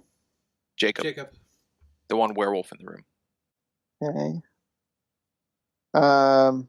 Yeah, I don't see anything, so I don't have much to contribute on this one. I can see some of. I could definitely see the turning for the Cullens. Kind of there, she's integrated as part of the family. She's wearing a similar color scheme to the rest of the other ladies in the family. With the latter one, I think Jacob's gray might be the only thing that jumps out at me. I think everything else is. They typically like to wear dark colors, so. Yeah, but all of them in the same color makes the Jacob pop out. Oh, I see what you're saying. Yeah, I mean, Jacob being gray makes sense because he's a mortal enemy, but he's still working with them and helping them. Like it's obviously the implication is here. It's not all black and white. There's that would be the broad stroke theme I would apply to it if I wanted to apply something. Okay, just a coloring choice and costume design there spotted. Let's go to Doctor for a point. Doctor, you got something? I don't know if you guys caught this, but Rami Malek is in this movie. Ooh. Oh yes, Mr. Eyes Far Apart guy. Mr. iRobot? Yeah. Is that who we're Yeah, yeah. Freddie I- Mercury. Freddie Mercury, Robot Man. Night at the Museum. King Tutman Ra or something. Yeah. What? I don't know, Yeah. something like that. Fourth king Yep. of the fourth king. That is my one and only point. I just honestly, I was when he came on screen, I was like, "What?" I don't know. I was just Why are you very in this surprised at this at his being cast in the movie. Maybe it's because I really like Mr. Robot, and Maybe just I like maybe associate just with liked it him because he that. emoted on screen while what little time he was there. Yeah, that might be it. Yeah, honestly, Honestly, OP a powers. few of the but- casting. He could have done so much Also, more. Oh yeah, Oh yeah. like, he did a good job with what little the script gave him. yeah, he's a great actor. I'm gonna agree with that. Also, do you guys know Elazar? One of the vampires? Elazar? Elazar? No. Do you recognize Not that ringing a name? bell. Okay. Well, he was one of the vampires in the movie. One of the lesser one, like one of the 18 that they kind of like try to convince with Bella's daughter that she's Renesmee. like human. Renesmee. Renesmee. One of the 18 vampires that they like kind of go recruiting to get as a battalion, but also just to convince that Renesmee is like not an immortal child. A lot of these actors I just recognize from random things. Also, just Michael Sheen. I didn't recognize him at first. Just a lot of familiar faces in the cast, honestly, which I was surprised at for some reason. Yeah, I recognized one of the Irish ones, the I guess presumed father of the Irish clan. I don't know from what, but I recognized the face. Yeah, no, I recognize both of them actually. Also, the guy that I was mentioning before, the blonde dude, or not the Irish guy, the Russian guy, the blonde Russian guy. He was from Shameless, which I doubt any of you guys have seen. Shameless. I have not seen it. Yeah. No. Crimson, I'm sure the ones you don't recognize are all from one-off episodes of Person of Interest, knowing you. No person of interest in this one. Foiled. Probably a lot of character actors. But that was my only point, I guess. On the Rami Malek topic, his powers. He's probably one of the strongest on the field, and he just makes a crack in the ground. And instead, that's what I meant by he could do a lot more. Yeah, instead of just turning the entire enemy side in flames, because he can conjure up fire. And what happens to vampires when they catch fire? They die. He can conjure fire? Yep. Yeah. Oh, yeah, that's right. He started the campfire. He started it in his hand and started the fire. He just started throwing little fireballs around. Yeah, he has element powers, including fire. So he didn't use one of their biggest weaknesses against them. I guess I missed that. I didn't know he could conjure him out of thin air. I thought he had to have something like the water was present for him to use, and then whatever was in Renesmee's hand of the dust, and so that he could use elements on around the one there. hand, so he used the oxygen. So on the one hand, then the removal of the fight and it not being real actually helps his character because he wasn't that stupid thing. That stupid decision didn't happen. Oh, cracking the earth? Yeah. But also there was lava down there. He could have bent the lava upward and use that, I guess, different. Firebender.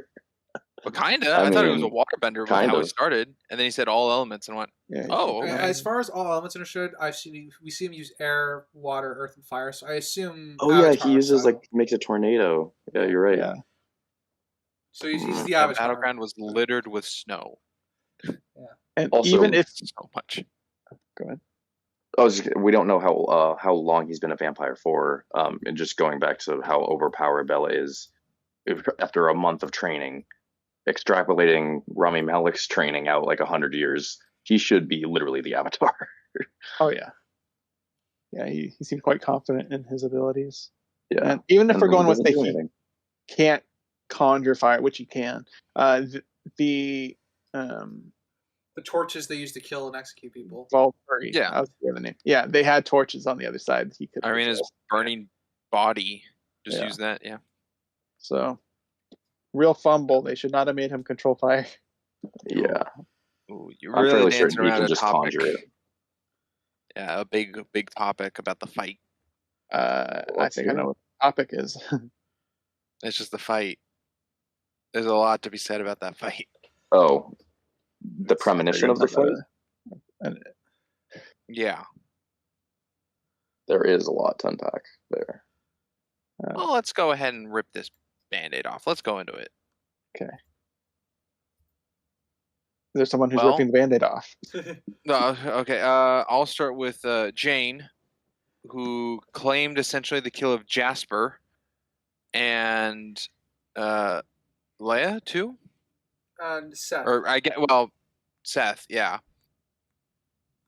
There should have been rather than telling old war stories at a campfire the night prior, someone should have taken head charge, which I'm Jasper and Garrett, and I guess Carlisle, about who in the Volturi has the best powers and which one to pick off first to take out. Because as we see with Alice chasing down Jane, Jane can't fight. If she can't use her power, she's useless. Yeah, she never had to fight before. She just uses her power. I don't know why they didn't just target the ones like that, because I was astounded that Jasper got out so easy for how much training and combat fighting he knows. Yeah, man. So I love my campfire talks. That's usually when character development or character understanding happens. We know what characters did, but not why, which is why I don't like that scene. So it doesn't really help develop characters at all. And also, as you say, Springs, there's no tactical discussion to come out of it either. So that ended up being one of the worst character campfire scenes I've ever seen. I mean, Unfortunately, they know they're going towards a battle, even though they don't want a battle. Like Carl is very specific. We're not here to fight. We're, peaceful. Just get things done. But in case it doesn't, what's the backup plan? They didn't have one. Yeah, and they would have. And I think the only Bella's protection was their backup. Yeah, to get back to the just before to get back to the fighting itself, the only scene that I liked about the campfire scene stuff was Carlisle and Edward's moment together. Oh, same. Yeah. Little heart to heart. Yeah, where Edward actually thanks him for a fantastic life, which shows character growth, at least on Edward's part. That he's come around to not hating himself in the life he was given. But going back to the fight, yeah, there's a yeah, I agree. There should have been there would have been a plan. They would have targeted specific Volturi like Jane, because Jane can drop somebody just by looking at them, which is a dangerous power, but obviously no fighting ability, as you said. Yeah, Volturi had blonde. Yeah, the pain. The younger blonde, like one of the Cruciatus girl. Yeah. Yes. Yeah. Okay. Also, her not being able to inflict pain on Edward anymore after a shield, yet none of the Volturi spoke up or said anything to Aro like, I think they have a shield, or my powers aren't working, or just nothing. They know Bella already. So they know she has. I mean, that was a problem I had in my notes, was once they established there's a shield and it's an actual thing, Bella's not unique. It's an actual or at least known ability. Threw the entire previous films out the window and made everyone stupid. Because the Volturi were like, you perplex me. How can you stop our powers? Even though it's established that there are people who have had these shield abilities before. But only vampires have shields. Humans don't have shields. Yeah. So they knew she had some form of the shield ability, even before being a vampire. They knew she had something because they couldn't read her, which is, if that was indicative of every shielder that came along, that's a problem. Like a major problem. Yeah, it's the fact that this whole fight kind of sparks on Arrow giving a speech of what we don't know is terrible and fearful, so get rid of it now today. I mean, with Bella not knowing, like, a human with a power, wouldn't that feel like kind of the same sitch? I mean, they were going to kill her until she was going to get turned. So they valued her as a vampire more than the unknown of her as a human in that instance. Okay. Because Arrow thinks he can turn everybody that he wants. Like he actually thinks he can turn Alice. That's what, so Yeah. That was I chuckled a little when Alice and Jasper come up and get stuck, and then Arrow, allows Alice forward, and then one of the guards just like slaps Jasper.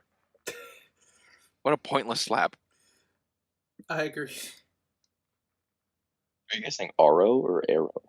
Arrow. Oh, well, his Either name's or. Arrow, but we use it interchangeably. Michael Sheen. I've been thinking Arrow the entire podcast we've been covering this. I'm thinking Stephen Amell Stephen Amell. from Arrow. That's you were saying Arrow, and I was like, gotcha. wait, Oliver what? Queen. Got it. Yeah. No, you're talking about Michael Sheen. Yeah. Yeah. The Emperor Palpatine of vampires. Yes. Is it smart to have Renesmee as the closest to the Volturi, essentially front line? In the sense of them trying to talk the situation down, yes, but obviously once things go south, get her the fuck out of there. I know it was just setup of the choreography of the movie moment, like the main, characters in the front of the battle. But I mean, that's fine. I don't have any issues with the main characters being at the forefront if that's where they want to be, Well, with Bella and Edward, fine. I just meant with Renesmee. Yeah. I feel like Renesmee would be back with Jacob until needed. Could have done. That one leans towards movie moment, but ultimately I'm fine with it because they have to cross the field to get to Renesmee. So. Yeah, I don't know what the difference of like 10 feet would be if she's like 10 feet back or something. Didn't she have to touch Arrow's face? Yeah, once they have the meeting, yeah. But for instance, leading up to that, I see. Why she's in the front. Mm-hmm. Also, is running considered a threatening, dangerous thing to do? In a world where vampires could have whatever powers they want, I guess any action could be a dangerous action because you don't know what they can do. Yeah, because the Volturi just walk onto the battlefield, but at the end they just all run away. But then when the Arrow extends his hand, Edward walks all the way to him. I feel like running is pretty threatening. Yeah. If Edward sped ran at that point, they would have considered the threat. The same way the Volturi, if they sped ran towards them, there wouldn't have been a conversation. Edward would have assumed a threat. It implies aggression. Yeah. So I guess props for them being restrainful on their powers up until the fight started, I guess. I'll say that Carlisle went out like a bitch, and I don't think I appreciated that, even if it was a premonition. Oh. The disrespect. Yeah. The disrespect. We don't know Carlisle's powers. This was the time. This was the time. Honestly, we really don't know what his powers are? No, 5 movies and we don't get anything. Wow. His power is to heal people. He's a really good doctor. To be a doctor, yeah. He has incredible bedside manner. There you go. It really helped him in the air with an arrow. Well, actually, maybe that is his superpower. Great bedside manner. He is a really good, understanding, good person. I do appreciate, as much as I don't like the fact that he went out like a bitch, I do appreciate that once Alice was threatened, it was all bets are off for him. Yeah. And also, the decapitation was a good shock value as well. Alice kick was to the level of the Eclipse kill on Victoria for me, where Arrow went flying, but in a shot shows him going past the Volturi, yet he lands in the Volturi. Well, yeah, there's but the Victoria thing was the flip over the shoulder and Edward. The cut. Yeah. I agree. Yeah. But yeah, that Rewatch Carlisle fight Thanks. with what was that? Just when you picked up on the continuity error with his corpse and head. Oh, did you rewatch that scene? I'm curious, or did you just kind of once time through you caught it? Oh, I caught it one time too, Oh. because we can see him going up in the air past the Volturi on the ground, but then when he lands, he's dragging himself in the snow, still within the group. So either they moved to protect him, or somehow in the air he came back. So that doesn't line up. Right. We're kind of used to looking for continuity errors like that. Yeah. Kind of run of the mill for us.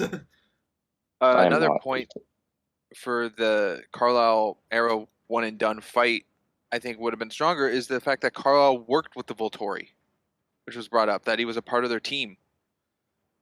So I feel like it would have been more like a turning point of like, remember the days when you were this and that, and the closest we get to that is like, let's talk things out like we used to. That's it. Yeah. Yeah. I think it's the closest we get to what you're hinting at there. Yeah, it would have been nice to see more of their history come out between them, like maybe why Carlisle left. Yeah.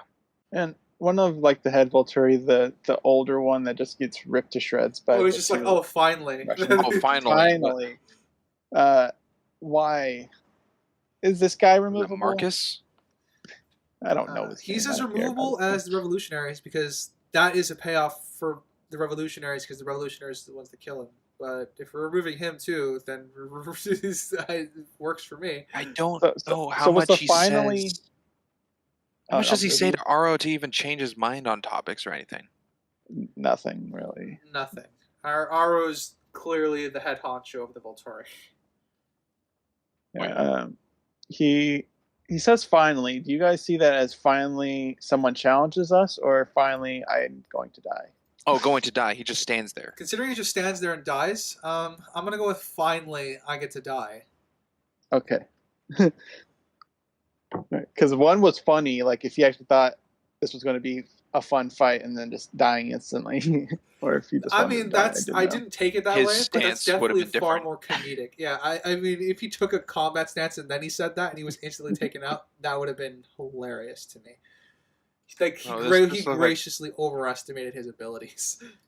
Yeah, this was arms open, kind of looking up, like time to go. Well, that's true. Like the members of Volturi are kind of forced into the roles by the committee, so because they're not allowed to die without their permission. So he could have just been forced on the committee to be one of the leaders with Aro. It's possible. Yeah. It kind of shows me that Aro only cares about the powers of a vampire and does not train them. Yeah, he's a collector. I think that's Edward referred to him in one of the earlier films. Like Edward, he just likes to own things. Like it's not necessarily his purview to train them. Yeah, but they are not battle ready. No, they are going not. With Jane and Marcus here. If Marcus granted, the Cullens have far more combat experience than they do in recent years, and same with the werewolves. But it's still It's not that it's one-sided. I appreciate that characters die during the fight, like Jasper, and Jasper went out like a bitch. But in Carla, it shows that characters are dying at least, so the Volturi are putting up a fight. Seth dies in the fight. Yeah, they're threats. Yeah, so they do a good job of establishing them being threats in a fight, but the head Volturi don't do anything.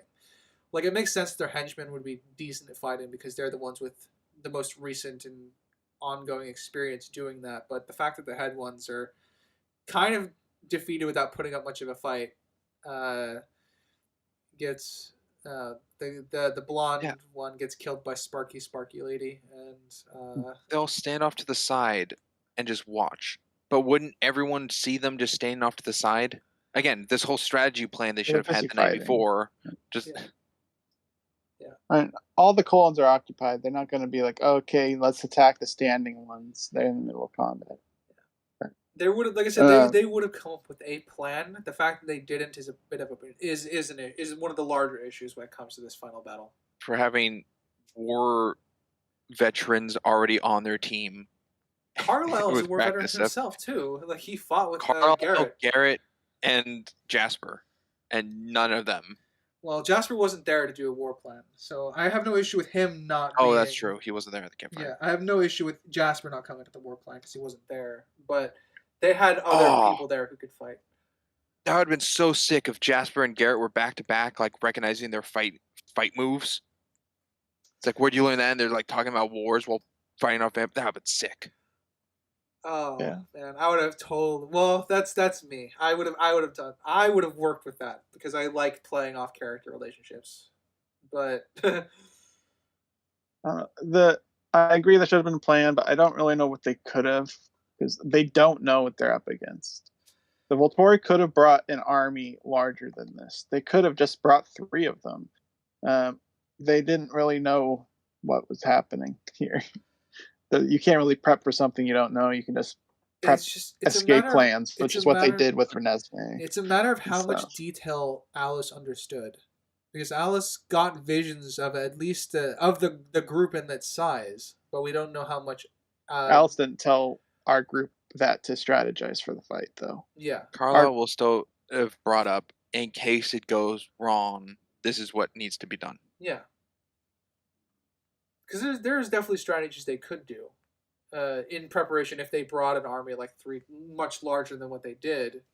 It would show the power of the Volturi and stuff like that, but there is stuff that they could still do.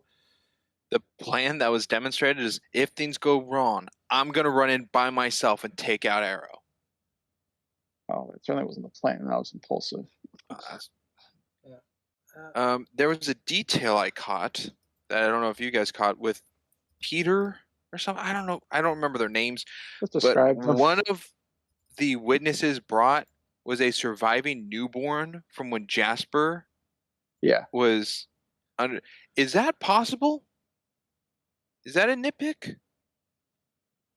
Surviving newborn from when Jasper was under the influence for killing the newborns. Well, they were doing it for decades. It's possible one gets away.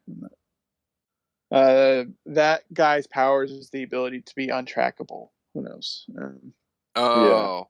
Well, don't worry. James will find him. He could be invisible. We don't really know. And that's one of my complaints with this final battle is we have a field full of vampires and a bunch of unknown vampires. But we only get to see the powers of the ones we know. And it would have worked too if Vela could just project their shield so their powers didn't work beyond a certain point. So the idea that they would be forced into hand-to-hand combat. So it would theoretically work in the sense that we don't see the powers and abilities of the other vampires if Bella was projecting her shield the whole time, like to a range or whatever. But obviously that didn't happen. Her power was project onto one individual or a dome effect. Yeah. Because the dome effect when she was protecting Edward and then Jane was like darting her eyes around trying to pain people and it wasn't working. Yeah. But then like on the battlefield, I guess would her dome encompass all the vampires, even the Volturi, within her dome of protection? Well, it depends on how much she projects her dome. Then again, I don't know the limits of her powers because they do a poor job of explaining it. But I would assume it worked like a dome. So like there's a certain point where the Volturi just can't use their powers in this dome. Or the Cullens. So they're forced all to go hand to hand, which could only benefit the Cullens and Werewolves, seeing as they're outnumbered. But obviously we don't see that happening because she projects individually, which bugs me because Crimson's right. We would be seeing a bunch of other powers being thrown around. And we have some strong ones on the Cullen side, like the 2 Amazons, or whichever one projects the hologram. The holographic. Yeah, the one that can cause one to hallucinate something. She's OP and she doesn't really get utilized. She could use that on any of the Volturi. Any of them. Yeah. Vampire from the jungle. Vampire from what? You mean the vampire from the jungle? Yeah, the Amazon. What did she? They use her power once to show off the power to Edward, but then on the battlefield they use it once for blinding. It does not. It's not even for the battlefield. It's just to prevent the outbreak of a fight. is when it's used. Yeah. Right, When Irena right. dies, she just blinds the Delani coven sisters. Oh, right. Yeah. But they aren't utilized in combat. No. Yeah, no, we not at all. See. They just sit off to the side and like, move. She could have blinded Jane so Jane can't pain Yeah. anybody. I think that's Mhm. what I was, exactly. So I don't know. But we have this whole X-Men fight, and we don't get a lot of it. There's a lot of Yeah. Wow. That's a good analogy. Just imagine X-Men against the Brotherhood, yet they're all just using their fists and punching. Yeah. And we don't know any powers. yeah. I'm in agreement. There is, like I said, they have the writing tool in order to negate to show off the fact that they can't use their powers in this area, but they don't do that, which is, kind of more indicative. They didn't know what they were doing for this fight. Weird. You guys think I'm wrong to be to be comparing it to Deathly Hallows Part 2's Hogwarts fight? As far as I'm Ooh, concerned, in what way? You can compare it to any fight you want within reason. So go right ahead. Okay. Do you think that that's within reason? Because that's just that's naturally what I've been comparing it to. Yeah, that works for me. I guess my phrase for within reason means like as long as you justify why you're comparing it, I will take whatever you say. So Like, Okay. are you just comparing because it's a large franchise battle at the end, or Ye- more I particular? mean, I feel like it's kind of always been like Harry Potter versus Twilight. I don't know. That like kind of like growing up. That was Oh, the movie adaptations of big books kind of thing? yeah, maybe that's what it was. Yeah. Because they both have like a part 2 ending. Yeah, and it was Yeah. before Hunger Games, Divergent Maze Runner got in the mix. Yeah. Yeah. Like, To kind of give you some examples, Doctor, I've compared already Twilight to Kung Fu Panda. So all right. Well, fair enough.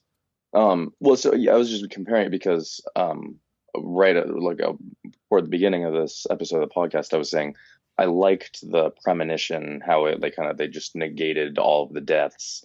Like they got the shock value from like Carlisle getting decapitated and all that, and then they just undid it all because it was all a dream. It was all a premonition. So comparing it to the Hogwarts battle, where it was super epic and a bunch like everything was very meaningful. Everything that happened, like in Harry Potter, it wasn't all a dream. Everything had meaning. I guess just comparing it to that, like really, in actuality, at the ending of Breaking Dawn Part 2, they all just walk onto a battlefield and then they leave. Yeah.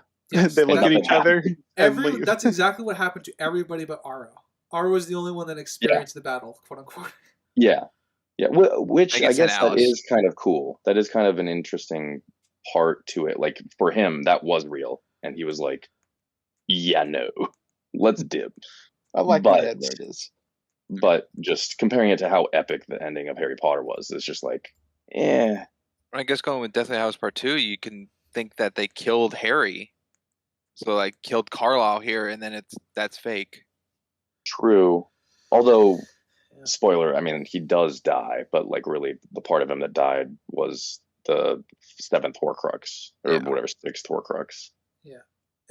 I think Cruz and I threw around a few ideas of how we describe it. And I think one of them that we boiled down to was that they got their action sequences without any consequences.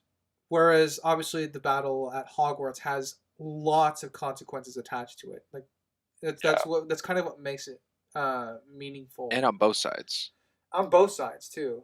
Because the Volturi in this one, you don't really see Jane. That's the only one, and I guess Marcus. Who cares about Marcus? But Malfoy's like it's mom. more of the Cullens dying. Yeah, and then you got Malfoy's mom and in Harry Potter. And stuff. Does she die? No, but she still has the fact that she's on the other side. She is a little more sympathetic because she's just worried about her son. My point is that you have both sides of it in that conflict. Okay. Yeah. I was going with more the heavy hitter, like Bellatrix dies on that side, but then you got Remus dying on the good side, like the actual back deaths. and forth kind of thing. The tit for tats. Like actual like death, both sides. Yeah. In the And Twilight you one here, remember the name Remus. You don't remember what's Rami Malek's character's name again? Benjamin. Benjamin, Oh, you just had that up, ready to go. but he I didn't forgot die. it. I have Yeah, well, no- yeah, he did. Yeah. I tried writing down all these new vampire names I did in my not. notes. I wrote didn't some of bother them. because I cared about them as much as the writers did. Yeah. Although, Devil's Advocate, there was not as many movies as the 8 Harry Potter movies, so that Yeah. also. Well, no, was- but again, they introduced the Hogwarts fight characters in prior movies. Yeah. And Breaking Dawn Yeah. Part 2. These people were dropped here. Yeah, really, the first 4 Twilight movies was literally Edward, Bella, and Jacob. Cullen. I mean, And no yeah, one the else, opportunity, basically. the opportunity. What if there was something crazy like Riley was Garrett's son or something? The opportunity to explain away of all the characters here, like they could have introduced them at the latest. They could have been at the wedding, because a lot of them are friends of Carlisle. Why wouldn't they have been in? They the could have been at the wedding. Yeah, That would have been a the great point. way to. it would have been a great way to introduce all of them. We got the Alaskan clan of Cullens, which is nice, but we could have met most of these characters there, and we could talk. We could have a Garrett cracking a joke with Carlisle, like, it's really hard to not eat people here, and that could have been it. But the fact that we saw him before this film, and we get a Alistair throwaway could be line in the tree line with Carlisle talking, and Bella goes, "Who's that?" Because he's not a people person. Yeah. So there's definitely ways they could have introduced the rest of them at the wedding, and have maybe a bunch of smaller, tiny interactions that help. That when they're all collected again here, we are then introduced more. We have more insight to their character, but that's obviously wishful thinking at this point. Well, also, 10% of the entire 5-movie saga was Breaking Dawn Part 1. The first hour of that movie was them in a hotel room on their honeymoon. Yeah. Where they're just literally And doing there's a nothing slight but dream like having sex. sequence in there. Yeah. Playing chess. And then, I mean, then she gets pregnant, which is like important, obviously. But it could have been like 25 minutes and then use some like character development for some of the other characters. Yeah. That goes to a lot of that could also go to Springs, what you were saying about the pacing being awful. The pacing's all over this place. It's Yeah. the beginning of Bella training so fast. Yeah, like I said, the one of the reasons I think the pacing was awful is because they could have spent time developing the characters. It would have been within one movie, but characters can be developed over the course of one movie. It's not that we need to 2-hour movie. It's not that we and need there's to, so much that are just splotty. Yeah, and it's not that. Well, this is part 2, so I'm kind of blaming part 1 a little bit for this as well, because they could have taken the time to develop all these characters and stuff like that, even if it's in minor ways, because you can develop characters enough to care about them by the end of an ensemble of characters by the end of a singular film. I mean, Guardians of the Galaxy did it. How long was part 1 of this? Breaking Dawn Part 1? It was Is that 2 hours? 2 hours. hours and some change. Yeah. So they had 4 hours and 25% of that went to a honeymoon? It was probably more like 50 minutes, but yes. Yeah. Well, then again, that's us being kind of discounting the romance. There's plenty of romance. Yeah, well, I mean, Yeah, that is a very good point. That is a big part of this. Yeah, you don't have to. Series. Yeah, the romance is very integral to what Twilight is in identity. You don't have to lose the romance feeling that they do, but you could cut away to, Edward's having a phone conversation with Carlisle because Carlisle is having guests over because Bella's not there. The Cole's gonna be just entertaining other guests and stuff like that we then meet or very briefly when they're back or something like that. It's one of those things where they could have worked a lot of stuff in if they wanted to. Well, and actually, I will say the Breaking Dawn Part 1, on their honeymoon, she was still human, and it was romantic, but she was like she was having a lot of sexual frustrations because he was afraid he was going to like plow her too hard to death or whatever. I don't know what. He was bruising her, and she goes, "That's totally fine." Yeah. I brought up in the last episode that I'm like, Edward, don't kink shame. She's into it. Right. I know. No, she clearly was. But also, I mean, it wasn't really that romantic because she was like super frustrated the entire time, and it was still a full hour of it. And I'm like, okay, like go get married or whatever. Yeah. Make her a vampire, then you can really get rough. Edward could have told stories of Carlisle's friends too. because obviously they're just killing time together, and that's a I'll way just to do make it it over a chess romantic. game.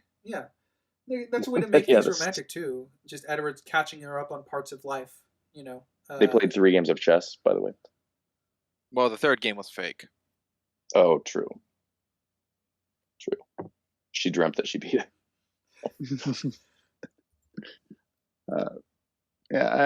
More on the like Harry Potter parallel. Part 2 was we get introduced to like 10 characters here, air quote characters, and Deathly Hallows Part 2 is we pretty much just get Dumbledore's brother. He's the only like new addition to the Hogwarts fight. Aberforth? Yeah, Aberforth. Everyone else is the established. backstory- We know The backstory of their sister. and he's a useful character. He's not compared to these characters. Well, also, it's at really all, cool. other than You're he's like, new. You're like, oh my gosh, is that Dumbledore? Did he not die? And then you're like, oh, he did die. But then it's, oh, we get a new character. Even going as far back as Avengers 1, all the core group of characters have been introduced even in minor roles in previous films. So like now that like, you know, Hawkeye and Black Widow are more front and center in this film, but they were introduced in prior films. Yeah, Thor and Iron Man 2. Yeah. So the benefit of being the conclusion to your story is that you're giving all your payoffs because you should theoretically know the stakes and have met and understand all the characters at hand. I might just break out my essay. Is what I do. Oh, hang on. Doctor, you had a question or something? Oh, you said Thor was introduced in Iron Man 2? No, No, he's bringing up Hawkeye Thor was and in, Iron in Man the 2. Thor first movie. Black Gotcha. Widow was in Iron Man 2. Gotcha. Sorry. Oh, and I guess more on the Hogwarts parallel. And we've been talking about how like the characters haven't really been established, so there's not much weight behind a lot of the fight. But there's also the fight itself where it's very flat. It's not dynamic at all. We're in an open field, and we get a crack. That is our battlefield. Hogwarts, you get the clock tower, you get the courtyard, the mess hall, the bridge. You're all over the place, fighting different kinds of bad guys, different spells. That is a good point. Dare we compare this to something like the Avengers or Lord of the Rings, where the dynamism in the battlefields are very integral to what's going on, and even when there's not dynamism to the battlefields in Lord of the Rings, it's for a point. Right. Because you got the field, you got climbing the walls, breaching the kingdom. You got levels to some of the fights. I don't remember Lord of the Rings too well, but I remember some of that stuff. They're not. I would. Go on, Springs. Yeah. I'm just trying to think of something like in a better comparison of. Is it more so the size of the like the two sides of the battle being in the last installment of something, or character drops that are like new characters in the last iteration to be included? Thinking like that vein. Well, this could be on a mountain. It could be in a forest. It could be at the school. Oh, you're going with biome. He's referring more to the dynamism of Battlefield, not necessarily the amount of people present. So, like, the idea of not the scope. I'm not talking about the scope. Yeah. So, like, going through. That's how you can utilize the area. Yeah. Okay, I thought that's what Ryder was talking about with Lord of the Rings as an example. I feel like the scope does matter a little bit, though. The scope matters to a degree. But I don't think it necessarily needs to be the most important thing. You could have just a small skirmish be the conclusion of your story, like it is here. But obviously, usually when you're telling a long story arc, the battles just gradually ramped up and get bigger and bigger as the story goes along. As the stakes are raised, so is theoretically the largeness in the battles as well that are being fought. The reason Hogwarts was the main point of comparison here is because Hogwarts could be quantified more as a large skirmish rather than just an all-out war. I agree with that. Yeah, I was trying to think of one that's a big field, and then I guess tree line for this one, but they don't use the tree line. So isn't that kind of like Lord of the Rings? Like it's really just kind of an open battlefield, right? In the third movie. The reason I was going to pick the reason I brought up Lord of the Rings because yeah, Crimson, you mentioned the lack of dynamism because it's an open field. I think in Lord of the Rings Black Gate, the battle that happens there, there's a point as to why they're risking it all and going out in the open like this. So there is Well, there. It doesn't necessarily remove the there. It lacks quote unquote dynamism in the sense of environment, but it makes up for it far more in what the characters are there to do. Also, the scale is huge, right? In Lord of the Rings. Oh, yeah. Final, Like, yeah. it's So like, ginormous. you kind of needed the openness just to get a But- grasp of the scale. Yeah. But I Whereas guess in- comparing the size of the Fellowship and the Yeah. Rohirrans and Gondorians to the Uruks is kind of on par with the Cullens and the Volturi in size. Yeah, I would say if we're talking about pure scale, I think the battle aim on hand in Lord of the Rings might be the best apt comparison. It's not an open field. There's ruins that our heroes are using because they're greatly outnumbered to deal with the onrushing Uruk-hai. But yeah, Yeah, so in my head, I just kept thinking of Narnia. yeah, the That second open one. field battle. Yeah. Oh, I guess in Prince Caspian. I was thinking Uh, the first one.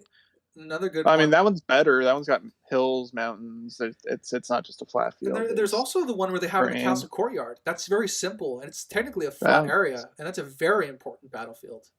Yeah, I'm just trying to picture. Imagine the Battle of Hogwarts just in the castle courtyard. If they could have No. done that, No, that would have I sucked. mean, yeah, but what the Nagini's head gets chopped off in the courtyard also. Yeah, in the Yeah, Great Neville's Hall chopped doorway off. area. Yeah, it's lame. Well, also Harry Potter and Voldemort, they like fall off and they're like doing the smoke stuff together. All of that in the courtyard apparated. on the ground. Like I said, That sounds lame. I don't know. Like I said, I'm not willing to say that a battle in a courtyard would just be in of itself lame. If that's I think it would comparing be it to what we worse. got. Oh yeah, comparing to what we got. yeah. Yeah. Yeah. Well, I It would be mean, good, but it would be worse, I think. yeah, Yeah, it would be it wouldn't worse be as because the intention is that they're coming from all sides in that battle. Whereas in like Prince Caspian, Right. where the raid in the castle is mostly takes place in that courtyard, it is I would argue it is very dynamic and Yeah. But obviously it's a raid, not necessarily meant to be a pitched battle. Yeah, and so I was thinking about the Lord of the Rings thing because my memory is fuzzy, and there is like the elephant thing, right? With Legolas and the dwarf, I don't remember his name. Yeah. Where they're making bets on kills and stuff. That makes the area a bit more dynamic, just having this larger force as well. It's the lack of variety in the environment and the opponents, I guess. Because in the Narnia example, there's a bunch of different creatures to fight. In this, we have powers. That's our diversity, and it's like this person's doing powers, this person's doing powers here, there. There's not a whole bunch going on. It might be worthwhile then to stick with a more Avengers comparison, then, because that also involves powers on both sides, being Loki on one, and I'm thinking Avengers 1 to keep the scale smaller, but Yeah. The army size comparison fits, and the ratio, the biome or outlook vastly different though. yeah. Well, I mean, Yeah. that one would be one we can use the dynamism to advantage because obviously Iron Man zipping around and kind of having a no-fly zone, but he's flying around and helping everyone as he can. And Hawkeye's calling out strategies, and people are holding the ground. So, like, Yeah. they developed not really necessarily a strategy, but they developed a quick plan based on Cap's just observation of everything going on. They knew the strengths and weaknesses of each other before going into a fight. Not necessarily a strategy plan, but knowing all that. The Cullens don't. They don't know what they're up against fully, or the full power to call out to other people. Yeah, that ties back into your point that Carlisle should have had this talk because Carlisle was with them for so long. Yeah, Carlisle. Well, he was the first dead, but that was still lame. But like Edward could like point out to Zafrina and be like blind Jane during the fight, and then Jane can't do anything, and they go after her, and like communication on that point if they know what people can do. Yeah, and a part of again that goes to the dynamism of what a battlefield could be in the sense of it's not necessarily all chaos because them blinding Jane could have responded. The Volturi could have responded by having the smoke guy trying to camouflage where she is. Yeah, he didn't even use his power. Yeah. Alec, was it? Yeah. Yeah, And was that Jane's brother? I don't I know. have no idea. Couldn't tell you. I know she throws her brother in the fire. I guess The baby brother. to kind of sum this in a bit, just a question for Ryder. Ryder, what's a better fight? Breaking Down Part 2 or Game of Thrones Season 8, Episode 3? Oh, I can see Very this, so I'm different. gonna go with this. Okay. Well, okay. So the issue with Game of Thrones Season 8 is that it logistically and character-wise makes no sense. I'll say this: Twilight at least has the character. Like there's character reasons that are given for them to be here. Some of them, anyway. And the Season 8 focuses more about like. I'm assuming you mean the Long Night. Oh, yeah. Okay, yeah. So, they're both really bad. I might favor this one just because it's easier on the eyes, but And you don't feel betrayed with what came before. yeah, I don't feel betrayed what came before because there's in Game of Thrones, it's a quality drop that's really, really drives the point home that this was fucking god awful. Whereas here, it's for a romance focused franchise. I didn't necessarily feel. I felt let down, but I didn't feel like it was. It wasn't. Yeah, the betrayal didn't sting as much. And in terms of objectivity, you may want to ask me that again later because I'm gonna. If you want an actual comparison, I'll give you one. Well, but I need. It was looking for more of a yes or no answer, but like a comparison of Carlisle isn't as bad as the Dothraki running straight in and. Yeah. Well, I mean, if we're going to focus on that specifically, Carlisle had reason to run straight in. Yeah, Dothraki did not. Okie doke. So, if you want to break it down to that, it's broken logistically for that fight. And here, at least it makes some sense as to why Carlisle will just jump right in. Or try to, in this case. Gotcha. I'm looking at my notes of the fight in case there was anything else. Bella Sparta kicked a guy at what was it? 1 hour 29 minutes 52. Into the hole. Into the hole. Like 3 guys were on her. I mean, yeah, Bella's a superhero. They got plot armor. Some of them do anyway.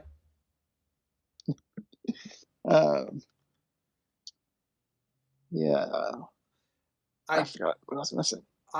This might be a me thing. I guess this is very surface level. I did like that Edward and Bella were the ones to kill Aro.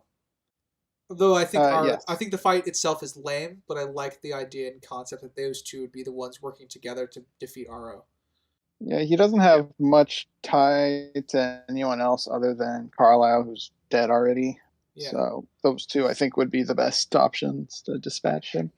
Let's see. I'm trying. All right, Alice talk. We're at it. We're finally here. Every freaking movie has an Alice talk. So, what do you think she was doing this whole time she's gone? Oh, she explicitly tells you that she went to find the other Brazilians, person, like Renesmee. Yeah. So it kind of begs into question how this fight would exactly play out the way it would need to be played out.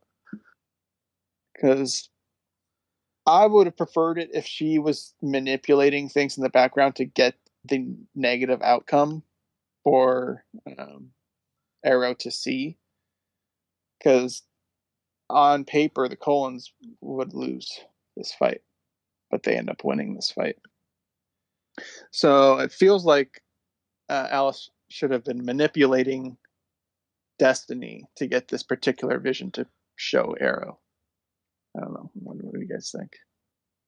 It could have been, yeah. And mind you, the numbers don't necessarily count if depending on how skilled that you are as a group. But it's definitely possible. Alice could have manipulated Aro. I wrote that down as a possibility. And if it's true, I like the fact that she killed off Seth and Carlisle and other head, important people on the side of the Cullens to show that Aro, at least Aro wasn't like his side wasn't going to straight up lose the fight. They were still going to do damage. Yeah.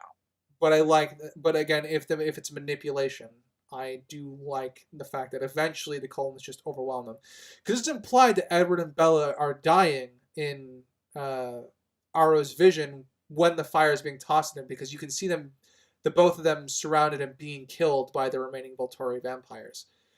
So the idea is that she's manipulating it, so the cost of it would still be too much. Yeah, it's the only proof I have.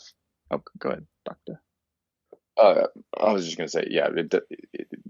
Aro sees himself dying. He doesn't necessarily see the Volturi losing. I mean, he's kind of acting selfishly. That, I mean, obviously he doesn't want to die, and I mean he's their leader. So if he dies, I guess you could assume that the Volturi are now kind of lost. But if all the Cullens die right afterward, that's It's true. not a risk he wants to risk his life on. Yeah. The only thing I can lean towards she's manipulated things is she says she has a vision of how Renesmee isn't a threat to them, and she walks over to give him the reading, right? And he hasn't read her mind yet, and she pulls away and says, doesn't matter because you're gonna do whatever anyways. So I think she may have BS'd that and able to sew this into happening and then attacking him with a probable cause. What do you guys think on that? Well, that's part Did of she make up the vision? That's where the theory would diverge, right? The moment that she pulls away and attacks him is where the vision diverges, right? Yes. It's at that point we are in the vision and not reality.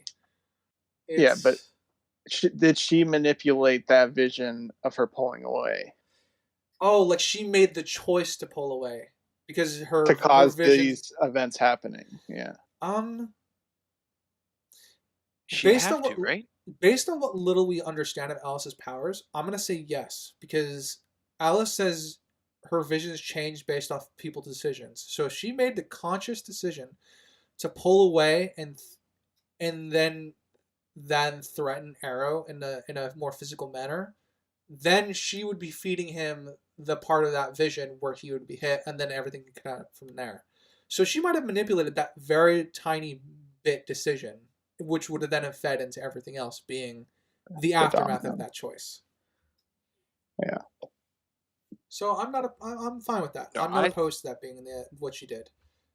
I think it needs to be her, because if it's Arrow's choice, then it's the premonition onto his choice. It would have altered all of it. Yeah, she's feeding into the idea that he's not capable of changing his mind as well. That's kind of what she says to him when she pulls away. And then obviously at the end, when we cut back and we see that it's a vision, we see her saying, "Now you know."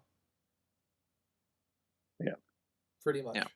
So I'm totally makes sense to me that she would at least manipulated the start of it in order to get everything to go that way. We unfortunately can't take all of Dr. Ryland Grace's time. He is a bit of a busy man, as some would know. So, Doctor, we appreciate all the time you've given us so far, but I know you're on a time crunch. So, if you wouldn't mind giving us a rating and summary before you have to leave.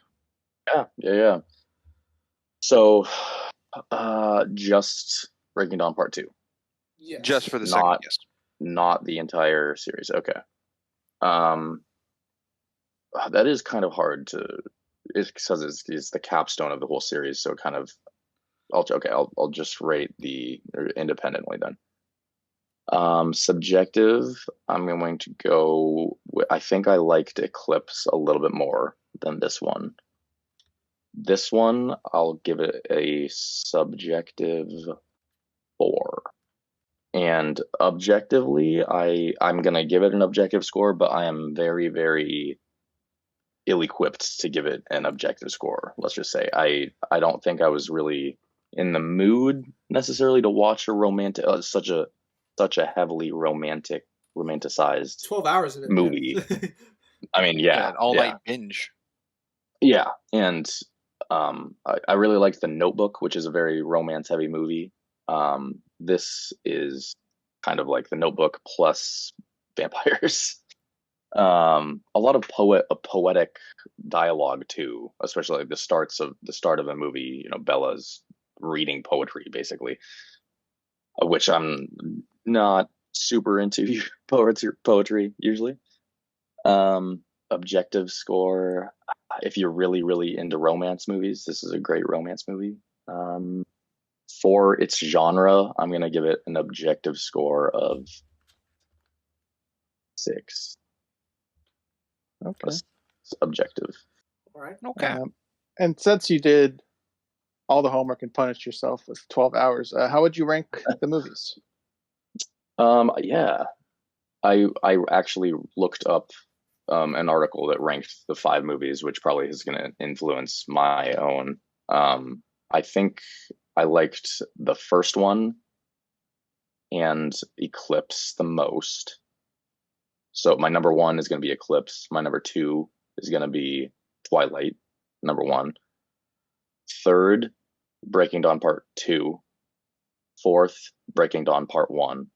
And then the 5th and my least favorite was New Moon. To me, New Moon was part 1 beat New Moon. What was so bad about New Moon for you? I just like nothing was bad about it other than the fact I found it very boring. Like I just feel like nothing really happened. It was kind of just like I don't know. I don't even remember what happened.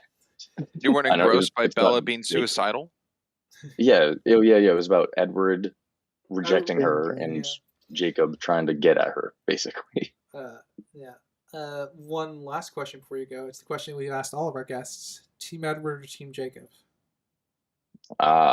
Yeah. I was gonna ask you guys that question, but I'm sure it's been brought up in the previous episodes. It has, but it's different. Ours changes based on each episode, typically. Yeah. Breaking Down Part 1, I think, really almost cracked me to a different team. Really? I really can't. I mean, I know, like I said, in middle school, it was like a big debate. Ooh, Team Edward, Team Jacob. I honestly cannot imagine anyone ever being on Team Jacob. Team Edward all the way. Man, do we have a hot take for you? Yeah. Interesting. I'm very curious. Sprinks, you're, or is it all of you? You guys are all Team Jacob.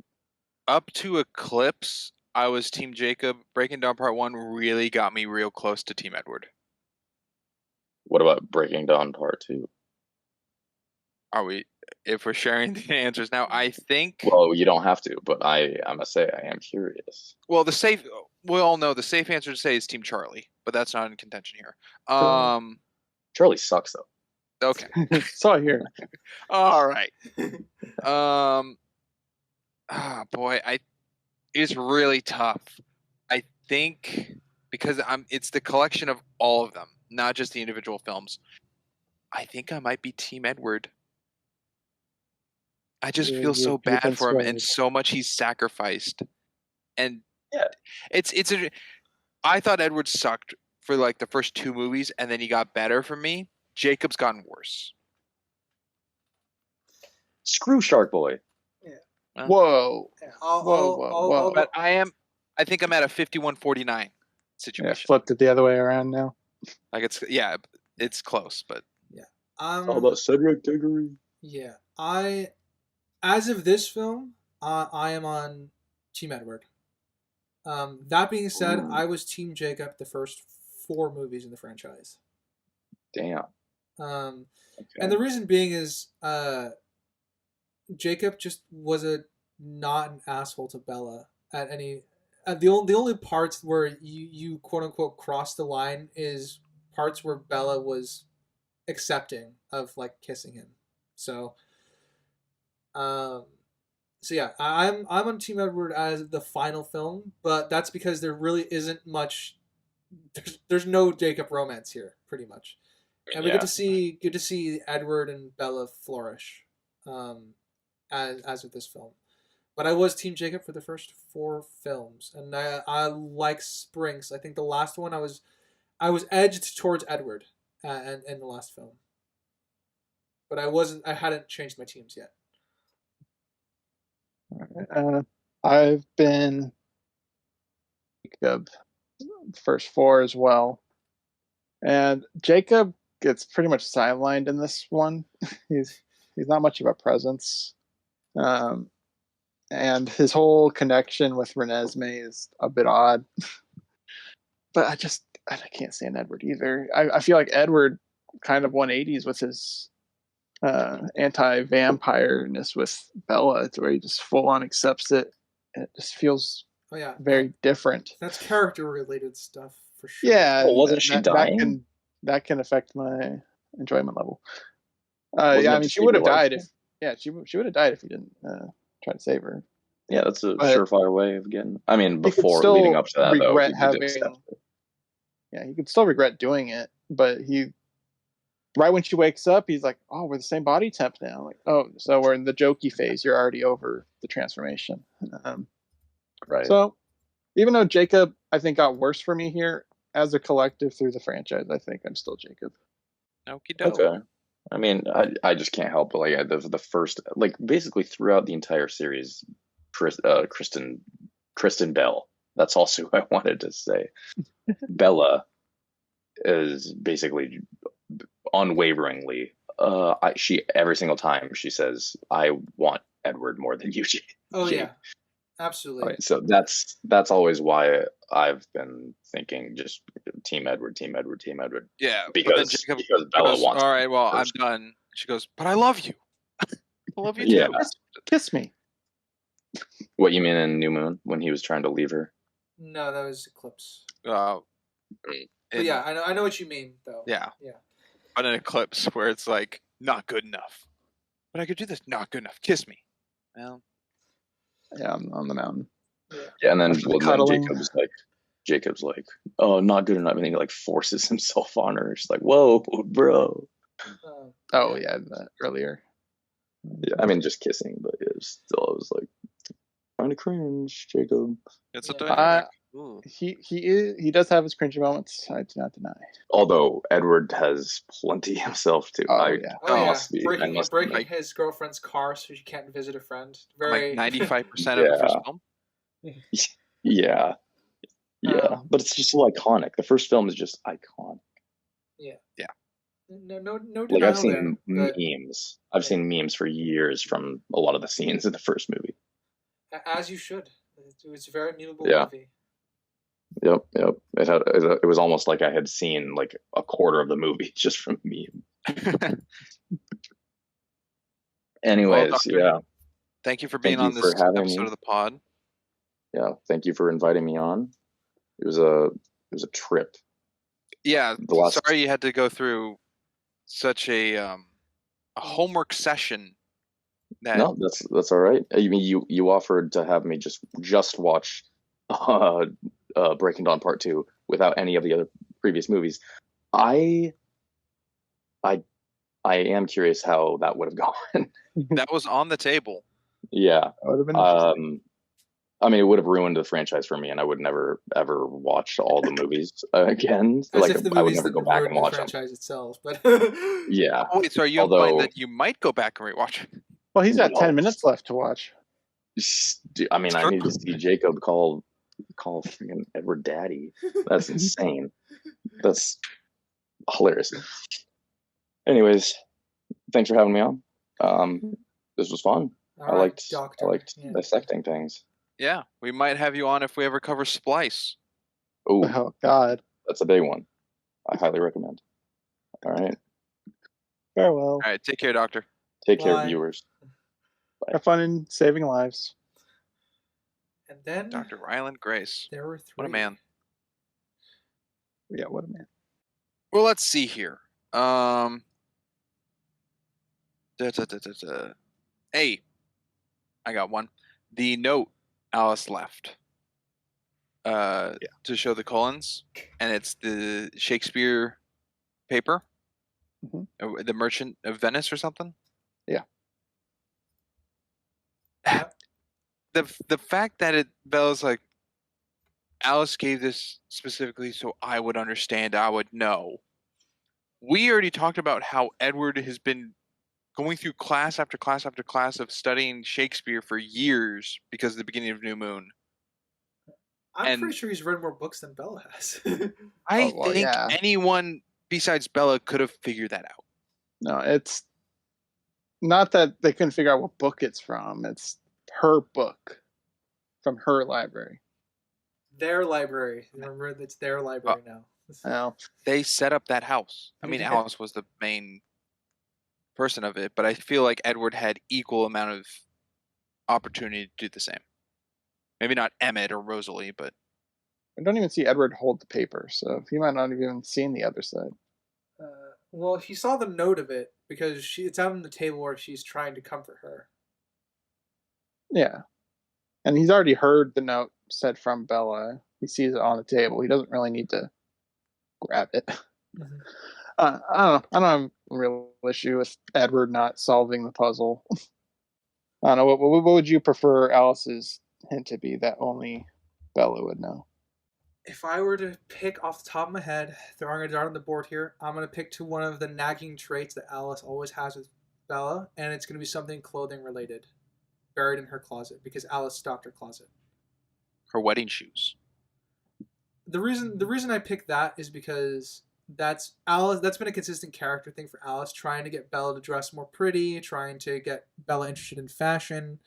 So I feel like that is something I would want to lean into if I were to do something more, I guess, with the concept of hiding a note. How would Bella stumble across it? So not really the dress-up time of the movies. It's kind of stressful times, not going out to parties or anything. Well, I mean, that could be the point. Like, Alice suggests a particular dress, explicitly knowing that she's not a party girl. Something for your party here or whatever. That would be more character focused, like that.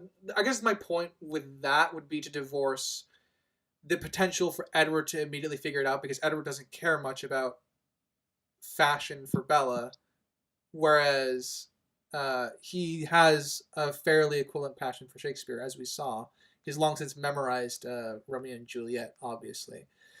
So my point with that would just be mostly to make it very character specific between Bella and Alice, and divorce Edward from his potential mutual interest. I don't know. I don't necessarily know what I would want to do to flush out the hint for her to just figure it out. I'll agree. Things can be better. I think it is fine the way it is. I don't think it's bad the way it is. The problem I had with it was the note was on the next page. What if Bella didn't turn to the next page?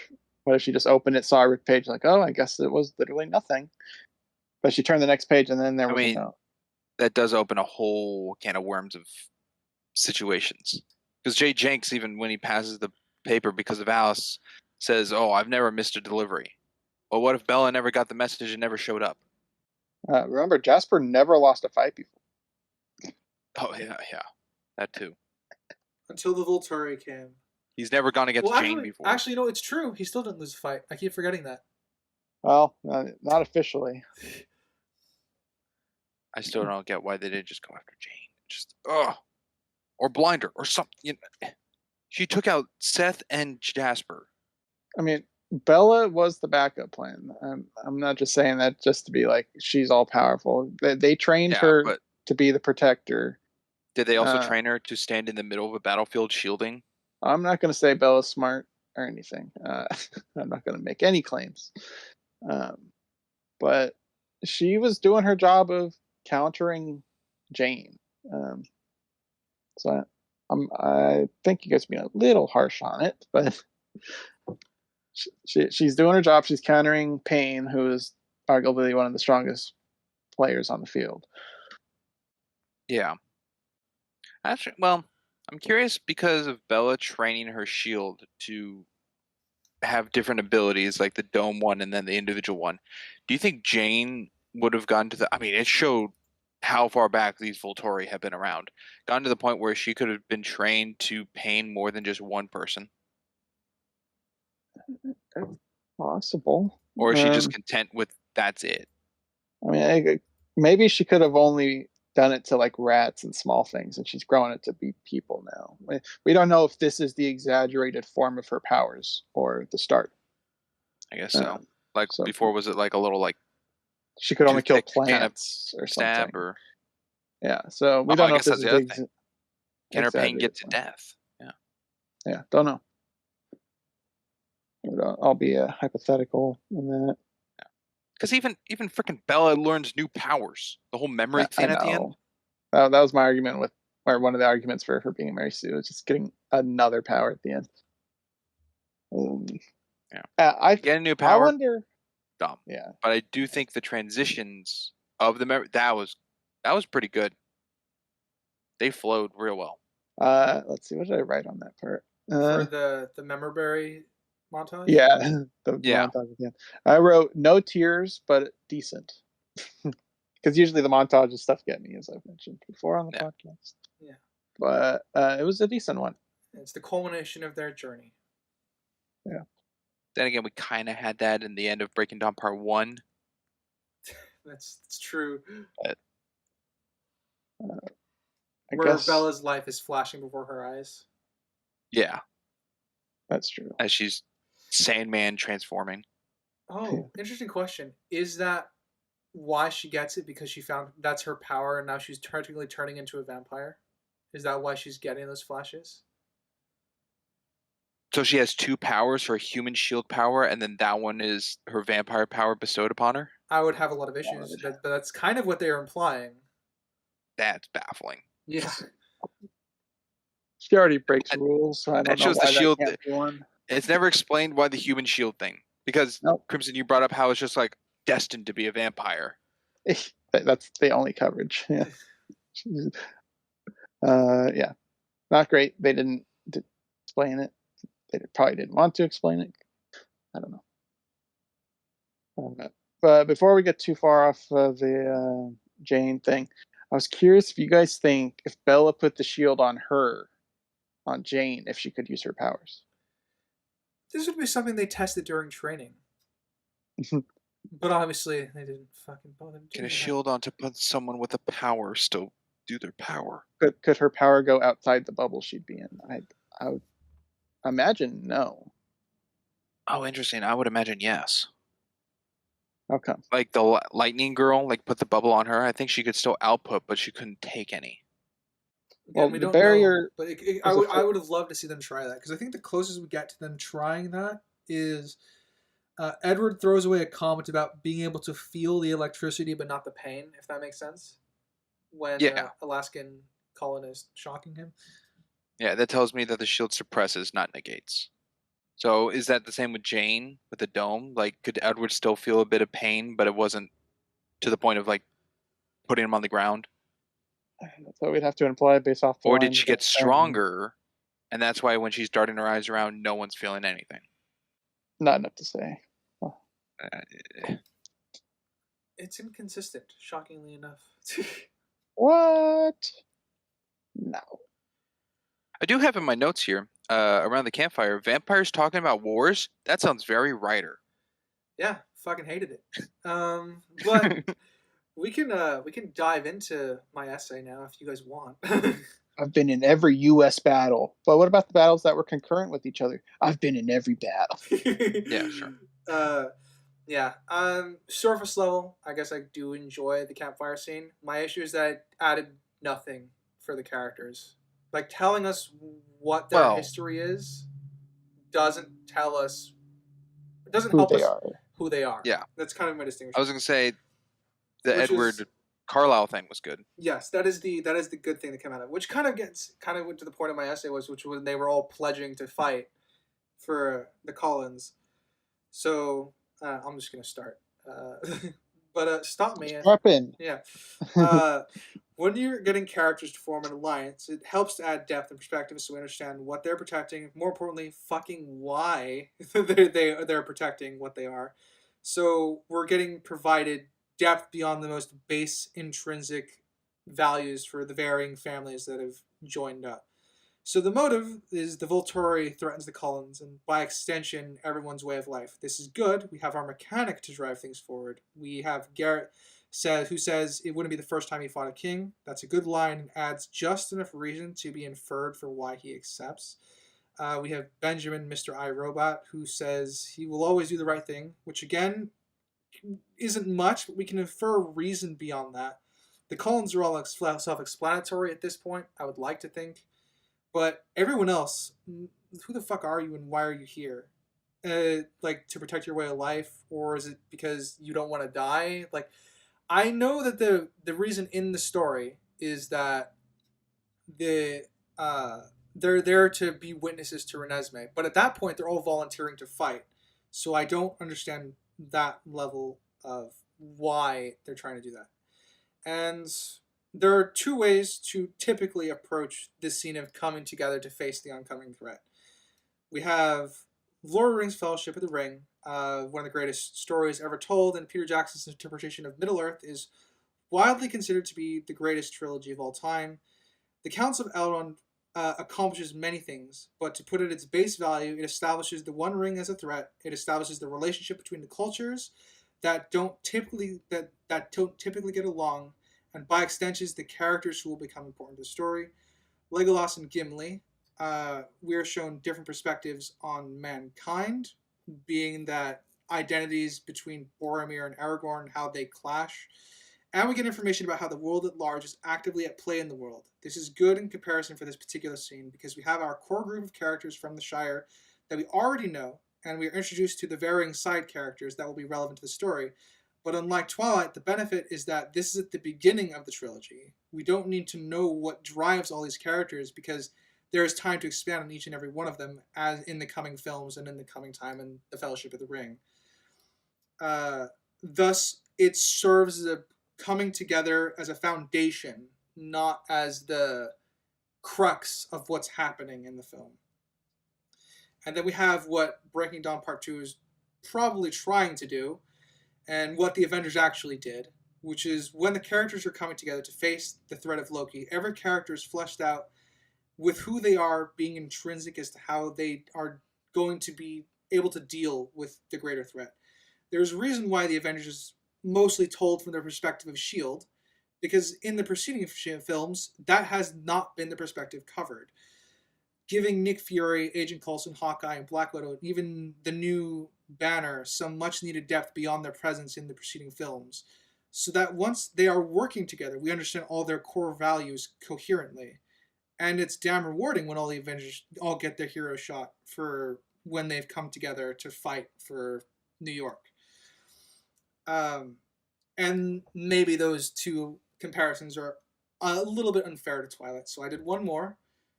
Rogue One is probably the best Disney-era Star Wars film that stands up to a lot of scrutiny. The characters were all brought together in one film, and there was no story told beyond this. So the film needs to do two things. So the film does two things. It focuses on its protagonist, Jin, and we meet the other characters through her perspective. Sounds familiar in part, at least, because we see Edward heading to Alaska, and which is one of the groups that shows up here at the end. But they are family, and they have other reasons. But what the difference is between Rogue One and Twilight is that Rogue One succeeds in delivering on when it comes to both character level and world-building reason level. We have the Empire, a totalitarian, technocratic autocracy, as the looming threat over the galaxy. And each and every character Jin meets already has that reason. But the why they despise it is flushed out. The reason why they choose to pick up arms and fight is given, if not directly, can be easily inferred from what happens to them on screen or what is told during the dialogue between characters. Thus, both the world-building level and character level criteria is satisfied.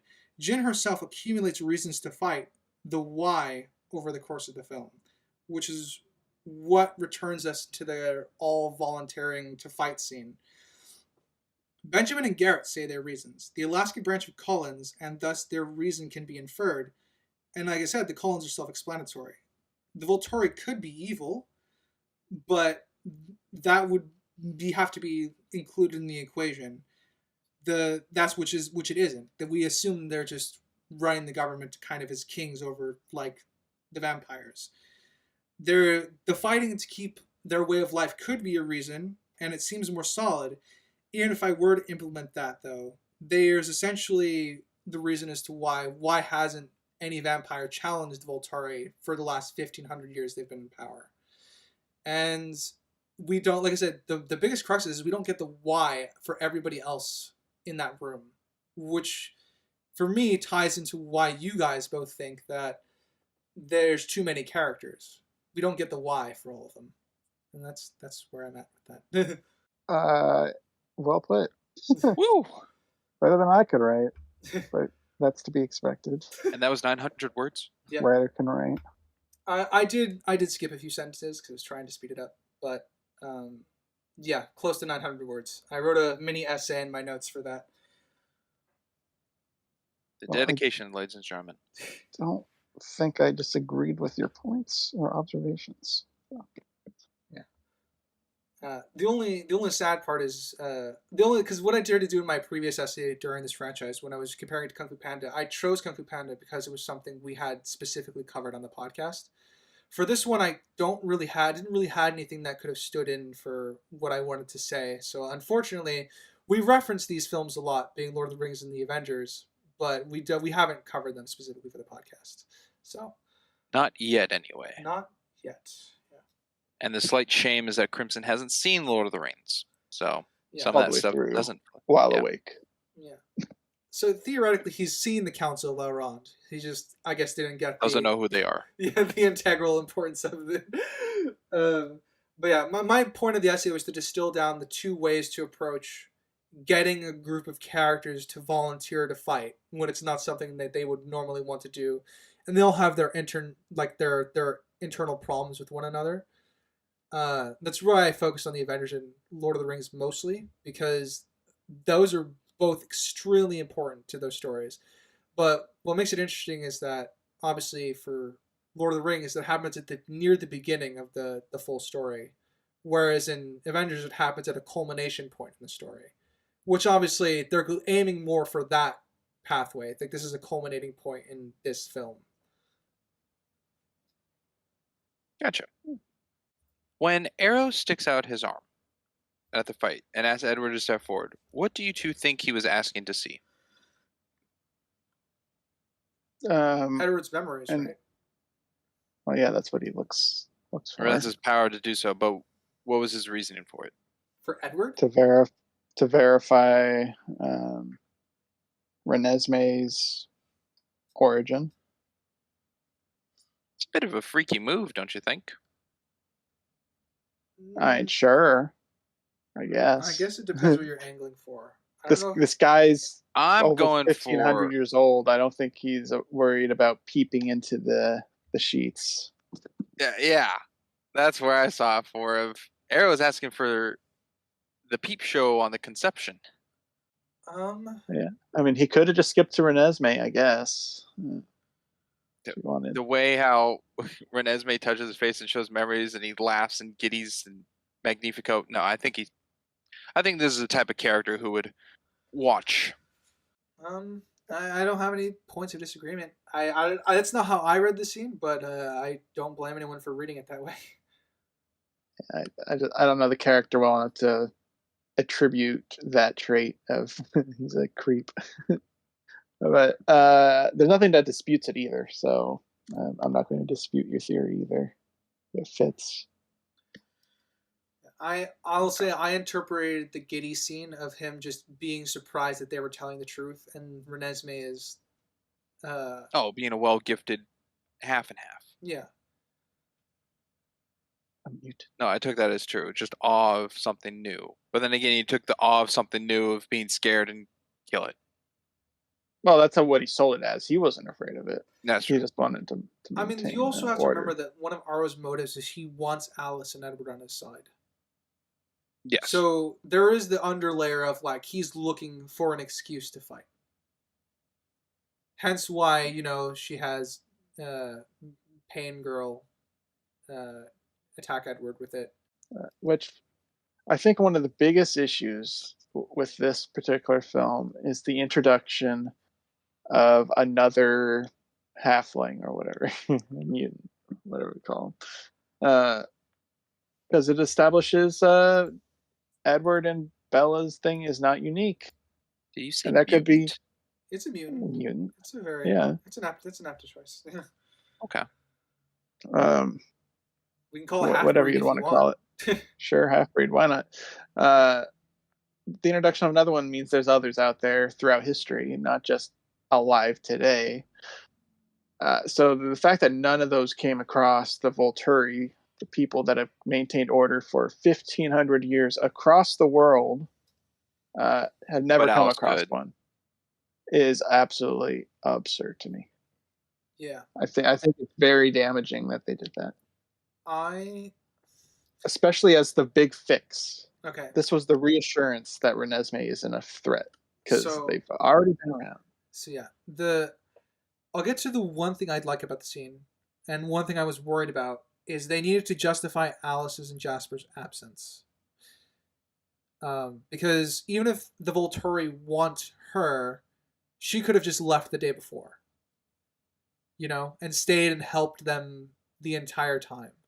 So my biggest thing going into this film is they needed to justify her absence. I think that is justifiable in the sense of, that was good enough reason for her to be absent most of the film. But that is, I think, the only good thing for me to come out of it, because I'm kind of in agreement with Crimson. It takes away the uniqueness of Renesmee, and it undermines, I guess, the knowledge of the vampire world. Yeah, is it world damaging or both character damaging as well for the Volturi? It damages the Volturi for not knowing, and it would also be a world building issue that it isn't known knowledge if there is more out there. I'm gonna be that guy and say that obviously vampires would fuck humans. Oh yeah, a lot more than these two instances. There actually might be one explanation to it, but that's coming to mind, but it was not said. Could the half and half have been a vision to Alice and actually been in hiding from the Volturi the entire time, but Alice's vision is what got her to go get him? It doesn't matter. My issue, I mean, it is partially an issue that she found him. The issue is he exists. That means others can exist. Therefore, Volturi have high odds of stumbling across him at some point within 1,500 years. So his mere existence is an issue, not just his presence being found. Yeah, but I guess what I just said was more for how Alice found him. Yeah, because I'm guessing if the Volturi don't know, which also just goes for how long they've been around and don't know, but also could play in how well this one is good at hiding and staying off their radar.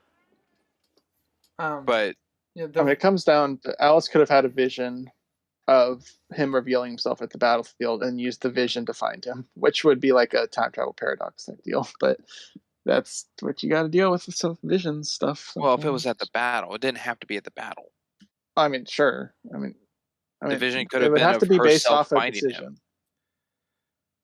Yeah. I just want to say, because I think you incidentally brought it up, Springs. We actually do get a line saying that the Volturi have been in power for 1,500 years at least. Yeah. Okay. No, I wasn't going to get that. We don't know the exact time that this other half and half was born. He's 150. He said 200 something years old, right? He's 150. 150. And who's to say there couldn't have been more long before him? Because, like Ryder said, vampires and humans would definitely be doing it. And if one can manage to survive without modern medical stuff, which is what Arrow's excuse was modern technology has made it possible for this to happen, it is proven it is not needed to be possible. Therefore, it can happen more than just one time. Well, that's a good point. Yeah. So It's very damaging when the introduction of this guy. Okay. I agree with you, but not to the start of 100% the full damage. What don't you agree with? The Alice finding him situation. I haven't really talked about her finding him. Sorry, That's okay, not really my issue is his existence. So sorry, maybe I'm thinking of way too many variables of what you're narrowing down what you mean. Blankly, just like the Volturi would have found him, would have killed him. I don't. That you're not listening properly, I guess, or I'm not explaining properly. I don't care if the Volturi found him, if Alice found him. His mere existence would mean the Volturi would know of half-breeds. Renesmee would not be special. It would have happened throughout history, more than just this one random Brazilian dude. I think sorry, may I interject real quick? Sure. The equivalent of what I think Crimson's trying to highlight, Sprinks, is all the myths and legend of like the immortal children that the Volturi would be aware of. There would be equally mythos and stuff like that about the half breeds. Well, trying to think of situation. So Crimson, this is kind of in the vein of Everything Everywhere All at Once, of your possible situations out there, like the one and only can only have one and only, like Renesmee, if one and only. And throughout history, there was no other telling of this. But with this Brazilian dude, that there is it possible that this is the like he was the first, Renesmee is the second, and that's it? There's only two. Or his you mere can't go existence gives option for more. He's only 150. This could have. Why didn't it happen before 150 years ago? Okay, his mere existence challenges that. Okay, being a half and half, it would have had to gone from conception of birth. Could they have all just been thought of as immortal children? And that just I mean, it's still stupid on the Volturi for not knowing, oh, they're flesh and blood, I can hear their heartbeats, but just a bloodthirsty baby killing. Because he brings up like he can use human food, he can do blood, he can do either or. But if it's on its own, maybe it did go to blood, and that's just taken as Volturi as immortal children. That's assuming that every single half-breed has been killed on accident or without thought. And that's a lot of assuming, because we know that the vampires can sense that there's blood living. There's a living aspect to them. So throughout all of history, no one's like, oh, whoa, this vampire is different. Let's not kill it first. I think it's too much. It's too much just to assume that that's what happened. I don't know where I fully stand on all this. I don't know what more I could say. I fully stand on the Volturi being terrible, of like world and character damaging. I go with that, but the presence of a half and half before the Brazilian dude. What makes you? Why would he be unique? Same. Why Renesmee. would you think he's the only one? Huh? Would you still feel this way if he wasn't introduced and it was Renesmee being the only one? She would be established as the only one. Yeah. But now we know they're not unique. They are manufacturable. You could actually, if you wanted a tribe of halflings, you could do that. I mean, you could, but that makes it not rare. If the fact that it's easy to manufacture means it could accidentally happen throughout history, easy. The only hurdle is the child surviving the birth, the mom died. But if one can happen, it can happen elsewhere. There's no divine intervention that the Brazilian one survived. It's just he managed to survive with the help of the aunt and the giving birth with the mom or whatever. So it's very easily possible to imagine that there's more, because it's not hard to make. It's not like, oh, well, if a vampire and a human go to Mount Everest and have a child, that child will turn into... It's not a circumstantial thing. It's just if the mom survives or just the baby survives birth. That's all. That's the hurdle. It's not only on a full moon if a child is conceived by a vampire and a human. It can No. happen. There's no No, circumstances. it's not a time thing. It's farmable. Therefore, it can happen easily on accident. Would you say that Bella and Edward's situation was easy? Easy in the sense that it can happen again. Not there's you're taking my words a little bit there again. No, the fact that the baby was born in of itself was not easy. What's easy is that it could happen in history. Okay.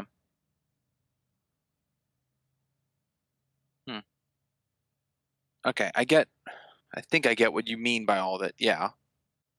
I don't find it too out of vein that the Brazilian is the first one. Or the first public one, for that matter.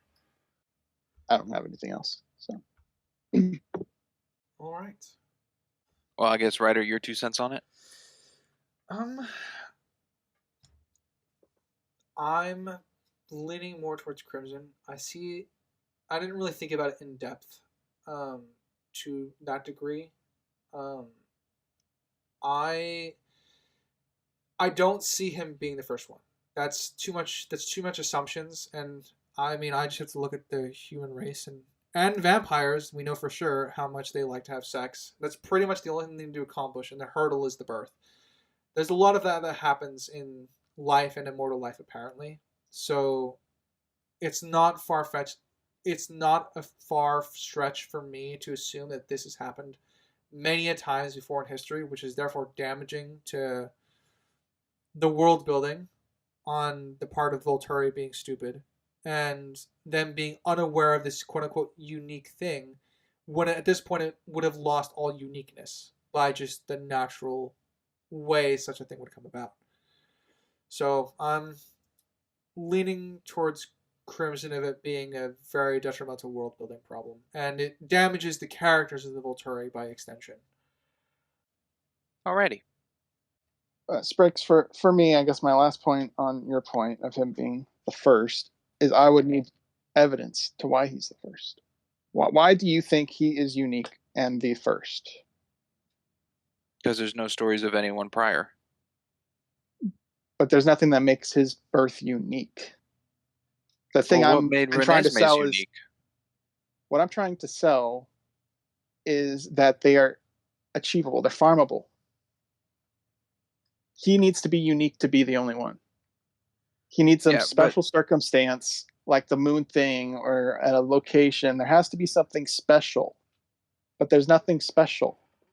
It is. No, but Arrow said himself as part of the Volturi that it's a fear upon humans of such a thing, to his knowledge, coming to be. Couldn't it have just been a whole fear thing to go on with? I mean, even if not immortal children to the Volturi, that could have second guessed the half and half by killing them, but also just those who are like, this is against, this is un. It would be recorded. Could they kill their own? Well, they kill the immortal children constantly, so I'm assuming they'd record that. Well, the Volturi do, but I mean, like, if something happened, like a vampire, grapey situation, and then the mother, like, took herself out, like, even with the child still in, or, situations like that, where it's just, like, so beyond, like, this is uncalled for and taboo that it resulted in deaths of situations like that prior. Yeah, sure, that can happen. I'm not denying scenarios like that can happen. But you only need a handful to actually happen. Not every scenario is going to be that example you provided.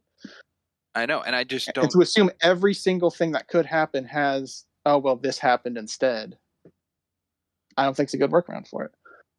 I just don't know how many cases over the age-long situations of vampires and humans, of intercourse. I mean, it sounds like, with the lore and everything, a vampire can't conceive. No, not from what we gather. That's the whole, Rosalie's whole thing is she can't have a family now. Well, that's true. The whole 10 years of boning that Emmett and Rosalie did. So yeah, vampire does not equal vampire baby. No. I don't know. It's not this one possibility situation of the Brazilian's the only one to survive surviving up to the point.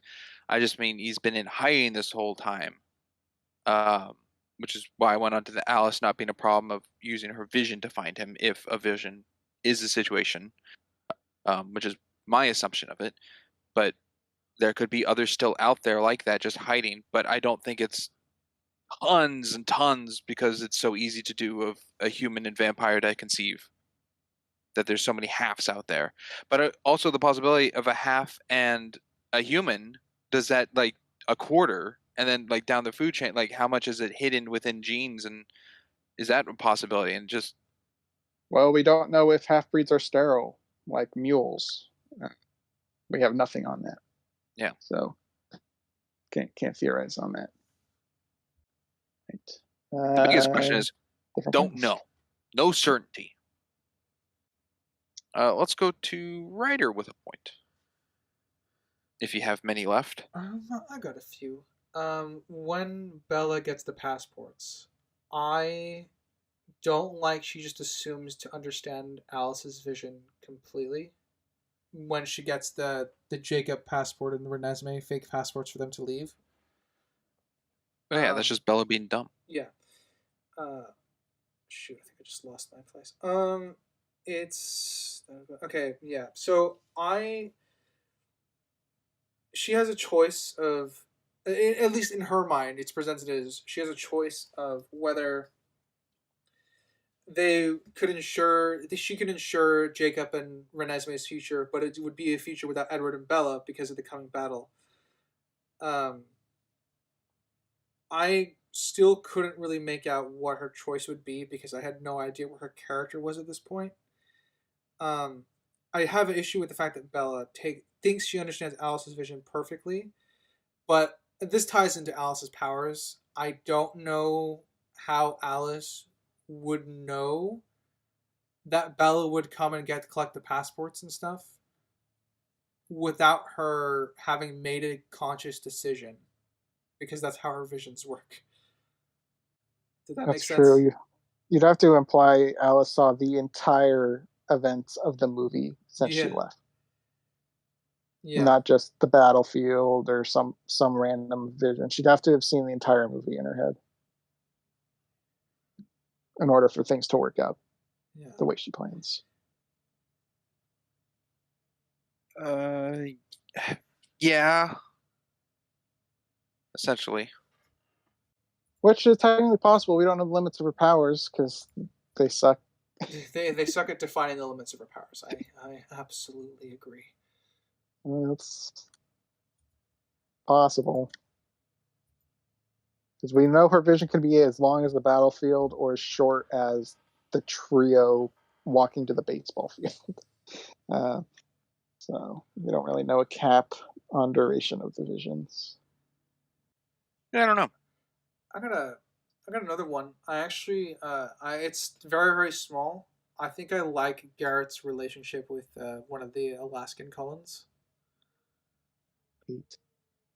The shocker girl? Yeah. It's very minor, but you can see they're attracted. And obviously it's not at the forefront. I think I just quite liked it. It was very, small side relationship they managed to build up in an okay way that I didn't hate. Yeah, I caught the detail that when they're all lined up in their groupings of covens, I guess, during the start of the battle, that Garrett's standing with her. Yeah, the couples were pretty much standing with each other, or pseudo couples, I guess. Those two weren't official, but they've spent months together at this point. So I'm mostly okay with the fact that they're, in terms of time passing, they developed some care for each other, and I like their banter. Their bickering, as it were. Was Emmett and Rosita? Rosalie. I don't know her name. Rosalie. Were they a couple in the other movies? They drop one line of dialogue about it, and it's when Rosalie is spilling her entire backstory. And it says, without Emmett, or say something, I found Emmett and I'm very happy. So technically, yes. But don't think they do a good job showing it. in the first movie when they're walking in, and Jessica's describing the Cullens to Bella. Oh, like they're together. Right. Yeah, and she says, "Oh, it's weird because they're brother and sister, but they've been adopted. together for years or whatever." That relationship is so underdeveloped. Oh, absolutely. I think Emmett in general is just so underdeveloped. I don't know why he walked up. I was like, why is Emmett the one walking up? Oh, He's the muscle. bodyguard or something? But exactly, legitimately, the reason he walked up is he's the muscle. That's the only reason he would do that. Yeah, it really stood out because Jacob made sense, Edward, yeah, and then just Emmett, the guy who is beaten in every scenario he's involved with, which is a comment I made, I think, in Eclipse, or yeah, I think it was Eclipse. He's shown as a tough guy, but he never wins anything. No, and even more proof in this. The arm wrestling. Yeah. Well, Which makes sense. Funny enough, he's the only Cullen that doesn't die in the delusional battle. But maybe because it's a fake battle, that's why he's winning. Yeah, or just don't give him the screen time. Yeah. Not needed. They could have spent plenty of time developing his character too. 5 movies, and what we get is I'm a tough guy, but I lose. You like older women. Hey, I'm gonna make a sex joke at your wedding. He's a bit of a jokester. You're just a jock. Yeah. Buffoon. I think the only character trait I was thinking about that was added to him in this is he's afraid of to feel too much pain in regards to like the shock powers. Oh, yeah, he's a baby too. So I think that's a character trait I could technically add, but it's like again thrown away pretty much. Actually, could you say that's against his character? Probably, yeah, I could. The thing is, he's the tough guy, so why would he turn down the opportunity to show how tough he is? It's contextualized in that like his elders are warning him off. So I could throw it down as a character inconsistency, but I think there's enough buffers there to prevent it from being an outright break in his character. I'm with Ryan. I don't think it broke anything of him. It's just like he doesn't want to feel the pain. He's not a masochist. He's not like, oh, let's go again. I can take it this time. It's just, ow, that hurt. I don't got to, like, they're not in training. Because it's important that he's been on the receiving end of it before. Angle. Yeah. Is he? Well. With Sprink's example, not the masochists have taken damage. It's more of the show off to see. See, it's not that kind of like what Garrett did. Like how bad could this be? But I see Emmett as similar. Well, I think Garrett did it for flirtation, but yeah, he likes the woman who can kick his ass. I can relate to that. All right, Crimson, you got a point to go to? I'm sure there's one somewhere in here. Actually, I guess during the shocking scene. I was curious what you thought about the music choice, Springs.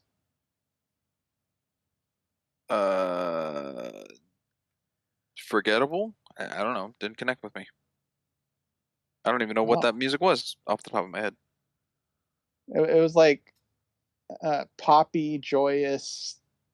It was really tickling my brain of a scene from something else, but I couldn't picture it. But I'm surprised. I thought for sure that was one you were going to bring up as a talking point. Being that it didn't stand out, I'm going to go with that it fit with the scene. Oh, okay. I got a quick small point that I thought that's more funny, but it follows right after the whole volunteering to fight scene. One of them says it didn't take much, pointing out, and then my comment that I was pointing out your own stupid's movie doesn't make them less stupid. Yeah, because they crack a joke about how easily everyone is on the fight. All right, we can fight them as a group, and I just like, yeah, no, that's not good. What took the Volturi so long to get there? From what I understand, is they were at some point going around and trying to kill some of Carlisle's contacts. Because we see the... well, actually, hold on. This I don't think it's an extended edition version, but now I'm worried. There's a Japanese vampire they kill when Bella's talking about introducing. Okay, so that's Koshiro. Yeah. Yeah, they straight up kill him. So my interpretation of why it took so fucking long is they were going around and realizing Carlisle was gathering contacts and witnesses, so they were dealing with that first. It also takes a little bit of time to walk the Atlantic Ocean. That's true. They probably also didn't all travel there at once. I'm guessing they came in like small coven groups and then to try and hide their presence. Like realistically. I feel like it would have been a line Carlisle said or something like, a lot of us are disappearing or something. Kind of like Harry Potter. Yeah, I agree. Like, there should be a line. But this isn't as well written as Harry Potter, is it? Yeah, because I was like, okay, so they had time to travel to the Cullens, had time to travel to London, Ireland, whatever, what have you, to collect some of these people. I don't know where Benjamin's from, but not America. It looked like it could have also been. Sorry, it could have also a bunch of world travel, a bunch of time. Yeah, it also could have been the Volturi needing to gather their forces too. Presumably, because we don't really see these many vampires with the Volturi, they might have had to gather their own people together as well. You think that'd be as easy as like a phone call? With the power level we are to assume the Volturi have. I mean, it should just be a phone call for the Cullens too in some cases. Yeah. I got a really, really dumb thing that bothered me. I don't understand why the Amazons or even Deus Ex half-breed are in traditional clothing in a modern day and age. Deus Ex half-breed, that's funny. I couldn't tell you. I mean, it's the same reason the Amazons, when they joined, you got animal noises and tribal music being played on their intro. I was a little like, this is the modern era, and they would be wearing normal clothes unless it's for like ceremony. I don't know. Bugs me just a little bit. They're in hiding, but they're in the middle of Oregon now, wearing. Well, coming up now, yeah. I don't think we needed a scene of them going clothes shopping. No, but I mean, like, they could have been provided clothes. They could. My point is they show up in that attire when they would have had to travel there from wherever they're from, the Amazons. Can you picture the Amazons on an airplane? Like, that's my. It's a very tiny issue. I'll say yes, I could. Yeah, it's a tiny issue. It's not a hard thing to picture. Yeah. Like I said, it's just a tiny issue. I'm not going to die on the hill. Obviously, it just bugs me a little bit. Well, I'll let how do I word this? The rest of the film go to you two. I'm out of notes. All right.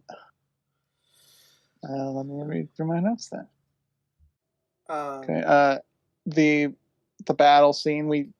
Going back to it because it was like a third of the movie. Maybe that's generous, but we talked about how the Cullens kind of went in without a big plan. They kind of had precautions, like Jacob taking Renesmee away, Bella having some projection, but that's kind of what we have. Yeah. And the Volturi, don't know if they went in with full plan, but they were definitely more synergized because they focused heavily on taking out Jasper. That was a team effort focus on someone they perceived to be a threat. Which makes sense considering it is Jasper. Yes. Took him out real quick. Once they realized Bella's on the field, which Frank's brought up why she would do that, don't know. But once they realized she was there, they capitalized, at least the smoke guy tried to capitalize on it. So I did like the level of strategy there was involved with the Volturi, even though it's not sound, because I agree. The fact that like half of them are just standing watching instead of participating is I guess 1 out of 10 for you guys. How enjoyable is the fight, excluding the it was all fake aspect? Enjoyment level only. 6. Okay. That'd be So all right. again, enjoyment level. So this would be subjective.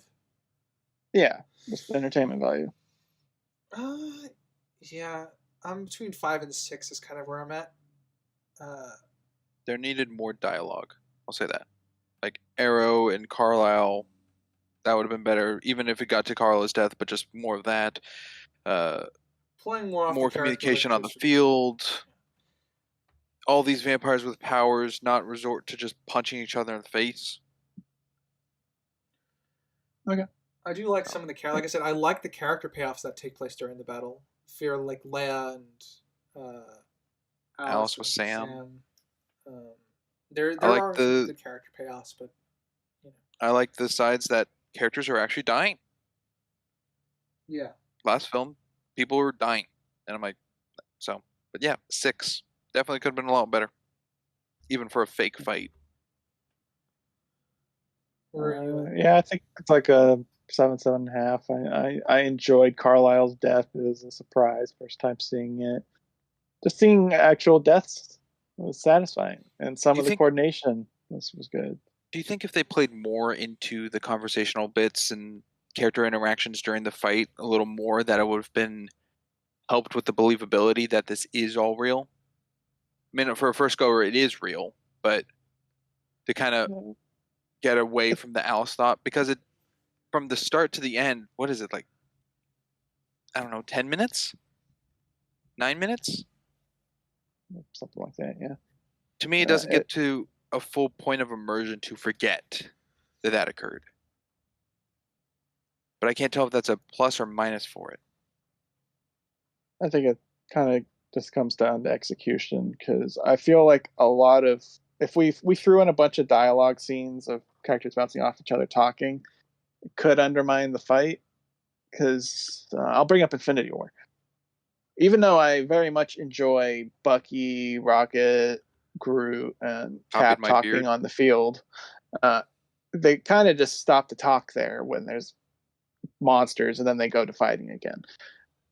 That feels like a movie moment. We've been talking about that a lot recently in some of these pods, but that feels like a movie moment. So I feel like potentially, because it's all about integration, that could happen if we put that in this. It would start feeling like movie moments instead of a brawl. So yeah, probably 7 actually. I say 7.5, 7. So 7. I think it could have been cooler if it was at a different location, as I hinted at. Like if they had part of the fight go into the woods and you see Emmett like shoulder bashing a tree onto someone, or they walk onto like a frozen lake and have Benjamin melt it and something. I don't know. Yeah, I mean, there's a lot they could do in the location they have, but like since they're outnumbered, I would have, considering that half your team is werewolves, play to your strengths and fight them in the woods. You know. That did bring up an issue in this movie with the 2 Russian guys tree hopping. So I don't know if vampires do that to avoid werewolves. Yeah. So I'm fine with it being partially out on the field, therefore the werewolves could actually survive. But it's more dynamic. Would have made it more enjoyable for me, subjectively. Yeah. I think what bugs me about it is just the reason why mine's like leaning towards a 5 and a 6 is not necessarily because of the twist at the end, but more so it's like it was just kind of, it felt like a senseless battle, and that's not typically how battles go, you know. They can devolve to that point. Like I don't think Edward would be capable of making and calling shots about targeting Jane at the start of the battle because his dad just died. Esme, I can probably see doing something to that level, or Garrett making quick decisions, and then eventually the Cullens hop on board or whatever to kind of make tactical decisions and stuff like that. So I think if I were to pick why mine's like at a 5 or 6, it's not necessarily the dialogue stuff. While that would be good, and I think it would have benefited in some cases here. I think it's just evolved too quickly, I think. Okay. Let's see. I'll take us earlier in the film, because we didn't talk too much about it, was the Bella and Jacob interactions once she found out about the imprinting. Oh, Uh, yeah. where she beats up Seth, or at least chucks him at a tree. She's losing control, but not losing control at the same time. Yep, I wrote that down too. It's more inconsistencies for her. Yeah. What do you guys think of that whole scene? You first, Springs. Well, I find it fine in character that such a thing that has been told to Bella about imprinting has been in sexual connotation. Connotation. Thank you. Yeah. And then that is a shock value onto Jacob saying it, because he doesn't say it out front. He's like really trying to prep her for it, which is getting her more nervous and riled up. But I think Bella getting to the point of physical hurt, like, well, she doesn't know her own strength, so shoving her around is, I guess, fine. I guess my issue with the scene is Bella's never been quick to anger in her life, so I took issue with just, I guess, the abuse that she dishes out towards Jacob and Seth. Like, she's not able to pull herself back until that. Like, I'm fine with her not knowing her own strength and everything. My issue, I guess, was just it felt almost character breaking with how quickly she jumped to it when she's now supposed to be in even more control of her emotions. Though I will say this, she has motive. I don't deny that. Yeah. I don't think it's horrible or anything. I was mainly asking because I felt like she had too much control. She's a newborn, or new blood, or whatever the heck they called them. I keep flip flopping. Yeah, what's the term newborn, they use? Yeah, newborn. Newborn. She's a newborn. She's supposed to be like all frenzied up, bloodthirsty, high energy. So I would imagine this anger she had would put her in a frenzy to the point where everyone would need to control her. Kind of like Jasper when he tried to attack Bella with the drop of blood. Kind of a scenario with that where she's losing control of herself, where people need to intervene, but she kind of just controls herself after she sees Seth hurt. We just don't get enough of her being a newborn, the consequences of it, because that's what Edward was afraid of, was her beginning days as a vampire. But we don't see any issues she has. Even here, I wouldn't even call that an issue, because you're right, it is mostly justified with her character. It makes sense she would do that. I just feel like the frenzy aspect didn't get utilized, being a newborn. I have a dumb question. Yep. Why in the hell did Jacob nickname Renesmee Nessie after the Loch Ness monster? I have that written there. That's what confused me the most about that scene. Is it because he didn't deny it? No, just the nickname in general. Yeah, I have an issue with the fact that he didn't. Well, I mean, why would he deny it if it's true? Jacob's a truthful person, typically. So I have no issue with him not denying it. I have an issue with him. Why the fuck did he nickname Renesmee that? Yeah, I don't know. The only thing I can think of is that Renesmee is a little half-breed mutant monster, so he thought it'd be funny. Oh, Loch Ness monster. That'd be funny. No, I never got a full confirmation that it was from the Loch Ness monster. He didn't deny it. That's what Bella said. That's what I'm saying. Was he so in tune with the moment of everything else going around about the imprinting that it just wasn't a conversation? I mean, Bella's assumption is where it came from. Yeah, I'm not assuming it's Loch Ness monster origin. My whole thing is just why he would name her in the first place. The only thing I could think of when I was writing notes was his tribe members have alias names or something. Like, you got your primary, and then you got a nickname, a tribe name, and that's his associated tribe name for her. But that's, I think, just me making up nonsense, because I don't think there's any proof of them having two names. It's a baby. Yeah, there's nothing for that. Usually, Usually when it comes to Native Just a American pet name. cultures, you have to earn your additional name by completing a trial or passing a test or something, what have you. It varies from culture to culture. So if they were going to go with that route, it makes even less sense.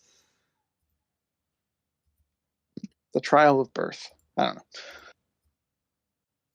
I find myself also running low on notes.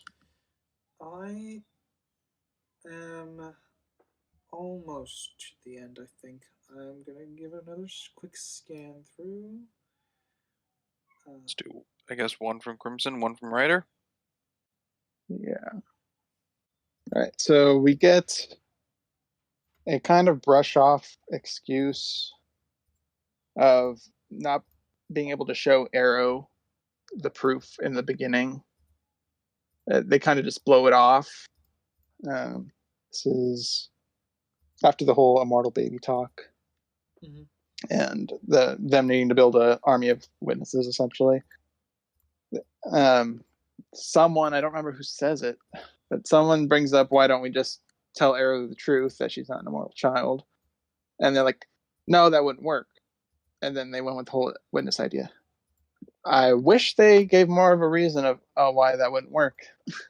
They already made up their conclusion. He saw Irene's memory. But they all have memories that he could look into, and they don't have reason as of yet to know Arrow's motives towards Renesmee or the Cullens. We know at this point he wants Edward and Alice. They know that as of New Moon. So I don't know. Maybe I'm just reaching for something. What do you guys think? I'd rather take wheel first. Let's see. I can see what you're reaching for. But I don't know if there's enough, if that makes sense. Sorry. That's all right. Frank, that sounded like you did have something to say. No, I don't know. Okay. It was just full of uncertainty. All right. Well, I guess my final point is I like that the Cullens' birthday gift to Bella is they essentially give her and Edward their own little cottage house on their land. Very impressive that they were able to do all of that, because I have no idea how they got all the furniture there or built it. And it's a very stocked house by the time they arrive. It is nice. But yeah, it's very it was a nice gift. I think it was Alice's idea, because it seems like it would be Alice's idea. Oh, she furnished it. Yeah.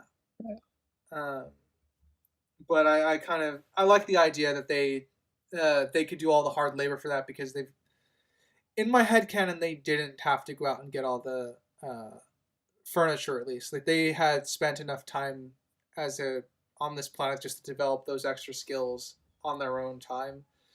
But obviously they could have just gone out and got furniture and stocked it with all the books and whatever have you that they would want. You said during that, Sprinks? Did you have an epiphany? Well, that the cabin was on their land. I thought it was just a place of purchase. I didn't think it was that the Cullens built a whole house for them secretly without them knowing, but I thought it was just another house. They might have furnished it themselves, but it feels like it's on their land, considering the proximity that they seem to have to the Cullen household. That could be making just an assumption, though. I won't deny. It just feels weird that in the 5th movie they introduced a house that they owned that's close to their own property if they already owned it. I mean, it wouldn't really be applicable to the stories of the other ones, but we don't really know where this is in proximity to them. The only thing we get is that it's in a forest and their house is in a forest. But that could be miles apart. Yeah. So, and they technically walk there, but they're vampires. They could have been in there 5 minutes if it's a mile away. Yeah, so they just book it. I don't know. I when watched it viewed it as on their property, but I can't say definitively it is Yeah, theirs. it's not. I don't think it's definitive either. So it's fine. I just leaned that it wasn't built by hand for Bella and Edward. It looked, at least the way I'm picturing it in my head, it seemed like it had been there for a while. It had like With all moss the on it overgrowth and and stuff on there. Yeah. Yeah. It could have been a Yeah, house it looked like they've the- had on their property for a while and they just didn't use it. Looked like the Yeah. Seven Dwarves little cottage. And depending on how old the place is, that could have been like Their the original employee place. house or something, employee cabin. Yeah. It could have been their They original house refurbished before they them. expanded out, because they're obviously the house they live in now is very modern. It is. Could have been Emmett and Renesmee's. Could be. Renesmee? No, That's- Rosalie. Geographic. Rosalie. Jacob's about to kill a motherfucker is what I heard. Yeah. Um, I know I supposedly had my last point, but I did find one more good one, I think, if I'm permitted to. I found Sure. another. I found another small one, so I'll go first. I like that Okay. Arrow maintains his envy when he's the last one to leave. He's one of the character traits they establish him. He's very envious of the Cullens. I like that they keep that. It's a small detail that I appreciated before he runs off with the rest of the Volturi. It just sets up the next movie. Sure. Yeah. All right. The point is, Renesmee, she presumably has the power to show people her memory, right? Mm-hmm. Yes. And I wrote, why can't they be fake? Because they were using her touching people as proof that she was Oh, I see what you're saying. a miracle. You can remember So- things differently. Well, no, I mean, she could, in the eyes of the people she's touching, they Oh. could think she's making up this, They could Sh- believe they that could her be fake power visions. isn't true memory. giving her memory. Yes, it could be An manipulative. illusion that they're showing. Yes. So is the what they fact that believe the everyone, power could be. so the fact that everyone's like, "Whoa, this is a definitive proof," when That's a good point. it's easily tamperable proof, because there's no reason to believe that that's her power. Could be the illusionary fake thing. I guess the only thing for that to be proven is showing something that to someone that wasn't believable. I mean, the fact that she is a miracle in and of itself would be unbelievable.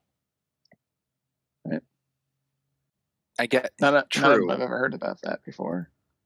but what? But they do know properties other vampires than- have powers. What property other than aging proves she's a vampire?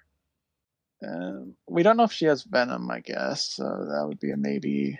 Because they just see a child walking around, and the assumption is more, but they can hear the blood and the heartbeat, and so it's Yeah. human. So what's identifying Well, Renesmee as there- a vampire? That can be a stench, right? Because humans and werewolves have different stenches. Perhaps vampires do. Werewolves can smell vampires, so she could be giving off a vampire scent. So that's a factor. But the fact that she's got working blood and stuff, it is a dead giveaway to me. So, it would have been nice if they played around with the fact that someone doubted her memory sharing. Yeah. Yeah. Just thinking if she shared something fake, then it's like, oh, okay, she can do that. But if everything she's sharing is matching up to everyone else's own memory, then. But the assumption that it could be fake is Irina with I think it's the right kid and dying over it because of a hunch. The hunch of like, oh, this could be a fake thing. Yeah, a war's gonna break out.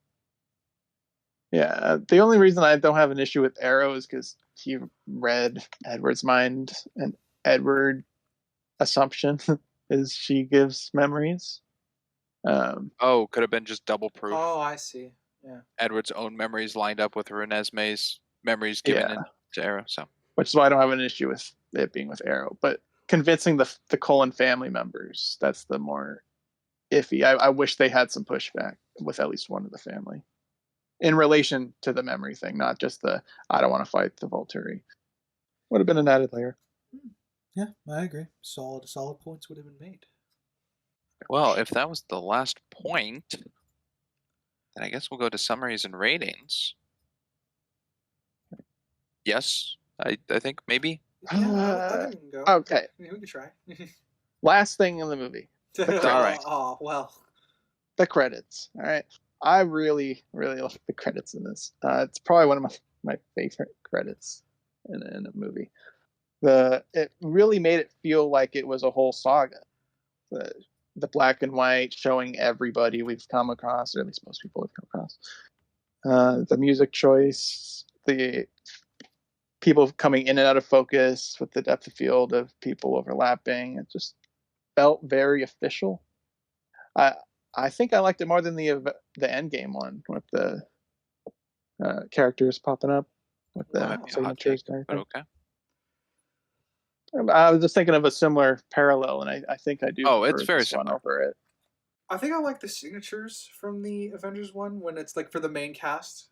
That's kind of what I think elevates the Avengers kind of like Endgame credits up for me. But otherwise, I think it's very similar. I like that the main three, being Jacob, Edward, and Bella, get like the page turning from the book as an intro. Yeah, Charlie was the last one before the trio. Yeah. As he makes me wish that Harry Potter had something like this. Yeah, that would be good. That would have been nice. But yeah, I'm in agreement. They did a decent job with the credits. They took us, again, similar to Bella's like member berries, but they brought us to all the characters that were at some point relevant in the saga and some point not. No. Yeah. I ended on a positive. Yeah. I like Endgame better. Anyway, summaries and ratings. Let's start with Crimson. All right. What a journey we have been on. 5 movies. Characters we love being one, and characters we dislike.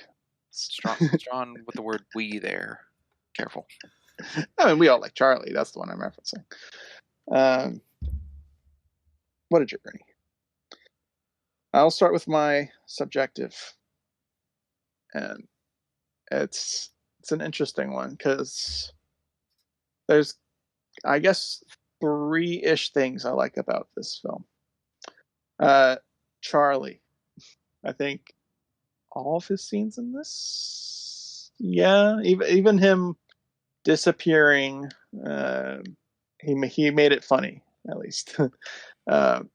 His part in the woods with Jacob, what the hell are you doing? Good. His talking to Bella, as annoying as it is, I still enjoyed it through his lens, at least. And him being smart enough to tell that that's Bella's kid through the eyes. We didn't really talk about that, actually. But him just like, need to know. Yeah. But sensing something's fishy about this baby. Good stuff with Charlie. 2, the battle, like I said, gave a 7. I enjoyed it with its many, many flaws and missed opportunities. And the credits, the last thing I brought up, I really liked it. But how does that all play as a total across everything else in this film? And where does it play on the other movies? I think I'm giving it a subjective 5. There is enjoyment to be had. It is not completely miserable. I didn't consult my notes, so I might change it on the recap comparing it to the other movies, but a 5 feels good. Objective. Boy, howdy. We had a long discussion about the existence of other half-breeds. And by the end of it, I still feel like it's an issue introducing them for the reasons that were listed. I don't need to reiterate that. Charlie not really getting a conclusion to this story is kind of a hard one to pin if it's an objective flaw or not. Because he technically achieved everything he needed, I guess. But it just wasn't in a fulfilling manner. He just fades away. So I don't know. You guys help me. Is that an objective issue? Charlie fading away from this movie. It's closure, but it's a terrible closure. I think they objectively achieved what they were going for, but I admit, subjectively, I wanted more on that front. If that makes sense, I guess from my 2 cents on that. So I'm leaning more towards it's a subjective thing. Okay. All right. Fair enough. Same with the Friends. The Friends don't make an actual appearance in this. They kind of just fade away. But I don't really know where I'd put them in this anyways. But at least they're remembered in the credits. The Volturi, I do appreciate that they actually feel like threats in the fake battle. We had a huge debate, or not really debate, just a talk, I suppose, of the integration of a bunch of unknown new characters and how underbuilt they are. They're very lacking. They're flat. Get a couple of them with little flashbacks and maybe some character moments like Garrett and Kate building a relationship in the background of the film. But it's all very lacking because it was all shoehorned into the last film unnecessarily. The timeline thing I threw up of what with Volturi doing, best we can do is they were hunting other Cullen allies, but we don't get any dialogue hinting that that's it. We get the Asian guy bit, and I don't even fully really get what that was about anyway. So I don't know. It's all, and Sprinks brought up some pacing stuff. Bella's training was instant. She figured out everything quick, and it really goes against the established newborn rules of the previous 4 movies. They're supposed to have no control, bloodthirsty, frenzied, crazy creatures, and Bella is none of those. So issues, blah, blah, blah, ramble. I think. Oh, I didn't talk about the visuals. The branding, I think, is the worst in this film. I don't know how you get to the 5th movie and deliver the worst visuals for a common used thing, running vampire speed. I think this is the worst looking. Specifically citing her running in the woods in the beginning. The speed at the battlefield was wasn't horrible, but the woods was atrocious. And I do think some of the camera work is actually pretty good with the zoom ins of Bella's heightened senses of the spider, the guy's neck, all that stuff. I thought that was actually well done with the camera work. And all the acting was Twilight acting. What can I say? So I think I'm giving it a 4.5. I might change it for recap. Once again, comparing it to the others, because I didn't have time to do that this morning. So there you go. Alrighty. And just for a reminder for those who, from when Doctor Ryland Grace was here with us, he gave it a objective 6 and a subjective 4. Up with that. What do you think, Ryder? You want to go next? I'm gonna say a lot because it's the end of a franchise. I'm down to go next, but you're gonna be quiet for a while. I'm gonna go next. Ryder will go last. Okay. Subjectively, I give this a 5.5. I think it's a very just middle movie-ish of feels. It's got ups and downs, but some of the downs are just far down, and some of the ups are far just up there. I like it more than Breaking Down Part 1. I think for the recap, I have to go back and check my score for New Moon, because I have New Moon listed above this. I don't know how accurate that is. But yeah, 5.5, just right in the middle, just kind of it's a movie to finish a story of the franchise to go with, so it's not like you have a marathon and skip this one out, but just objectively, I have my objective rating listed as 6.5. I think it has some more good than bad. I think the acting is very fine and passable. I think the soundtrack's very good and fits tones. Crimson brought up one that didn't even hit me, so I think it all fit. Let's see, the lighting. Of course, there's like in-world lighting problem things, the skins, lights, and whatever. But there was nothing like really dark. Couldn't see the whole talk about the immortal children in the study. I guess at the Cullens house, even though that was dark, everyone could still be seen in the scene and lit well.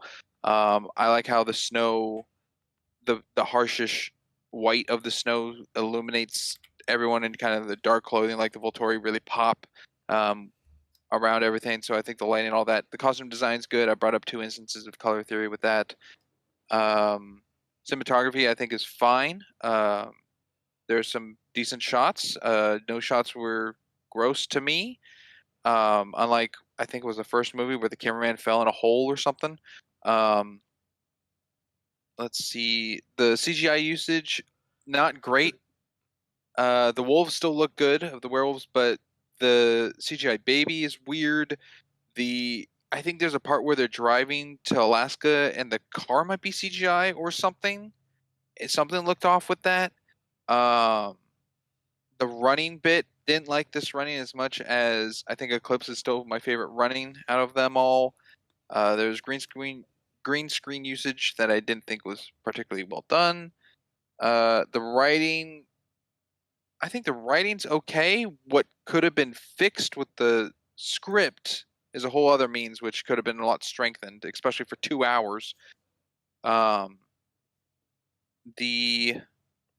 I'm always missing something. The pacing, I think, was terrible. I think the pacing's all over the place. It's really fast and really slow, and then skips to another story that seems fine, and then goes back to something that's completely not really needed, and then goes to something that's long, and to me, it's just all over the place.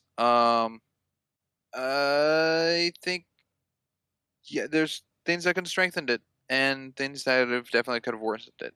One thought I didn't share that I think would have been interesting if Alice went to show a premonition kind of towards the beginning to Arrow, and nothing came of it and left, and then that was the cut at the very end if that went to like the whole battle situation, because I think then to a viewer that could have been forgotten about and wasn't impactful, or a big question of like what is it that she showed him that did nothing. I think that could play with it a little more rather than the 9-minute battle to cut. But I think that would have been a bigger twist to people, but I think it also would have allotted too much time difference. Just another thought to it. But yeah, 6.5.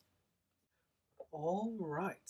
Well, since that leaves me, you're gonna get some familiar numbers for this one. Subjectively, I'm at a 5. I definitely enjoyed this more than the last one, the previous one, breaking down part 1. I think I like the fantastical stuff. This one hit a lot of niches for me, coming together to fight a bigger evil or stand up to a bigger evil, even if it wasn't well developed or anything like that. And again, sucker for the supernatural. So hit a lot of, I guess, nostalgic spots that I tend to enjoy. So I'm at a solid 5, subjectively. Objectively, world building I think is messy overall. I think the importance to this movie in particular is relegated to more how the Volturi operate in the world and just how special in concept Renesmee is. We also had learned more about the Quillet tribe spawns more werewolves in proximity to how many vampires there are in the area. I don't think that necessarily contradicts previous rules, but it's just a bit odd given what we already have on it. The closest I conceive to it as is a contradiction is we learned that it's supposed to be the blood of specific individuals, but now it's just more of them are active with the Cullens being around.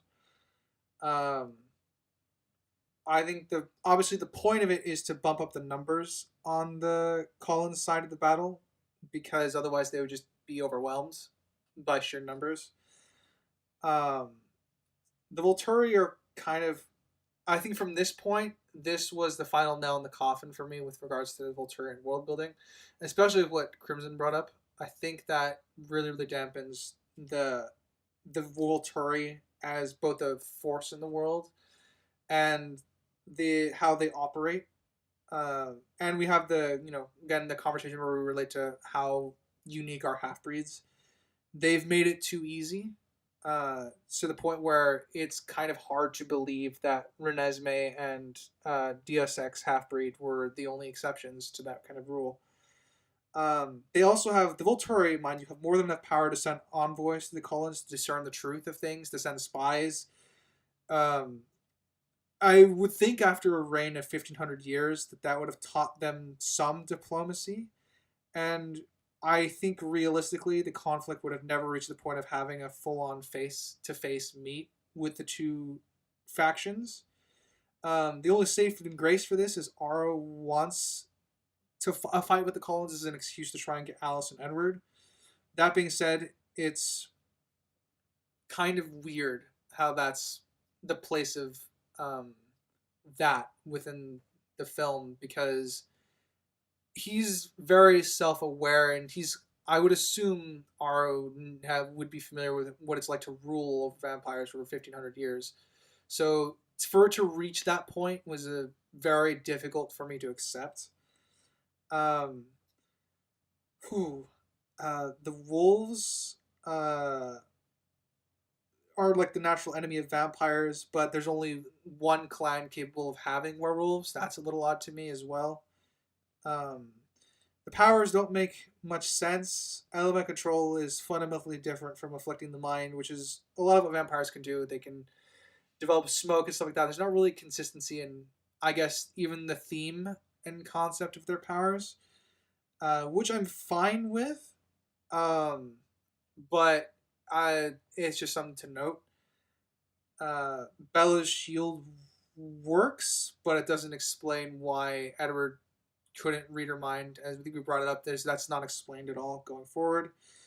And then I obviously have to attribute a lot of Bella's inability to control herself, both as a Mary Sue thing that's attached to her now as a character, but also it's a major world building issue because it conflicts with everything we heard about when it comes to her. Plot, funny enough, I think the plot's pretty simple. Irina is the catalyst for the third act to take place. Without her misunderstanding, we don't have a final act in the film. There's a bit of a problem when they try to play off the sense of inevitability for the coming face-off. Otherwise, I think Alice not being in a majority of the film actually helps with her visions.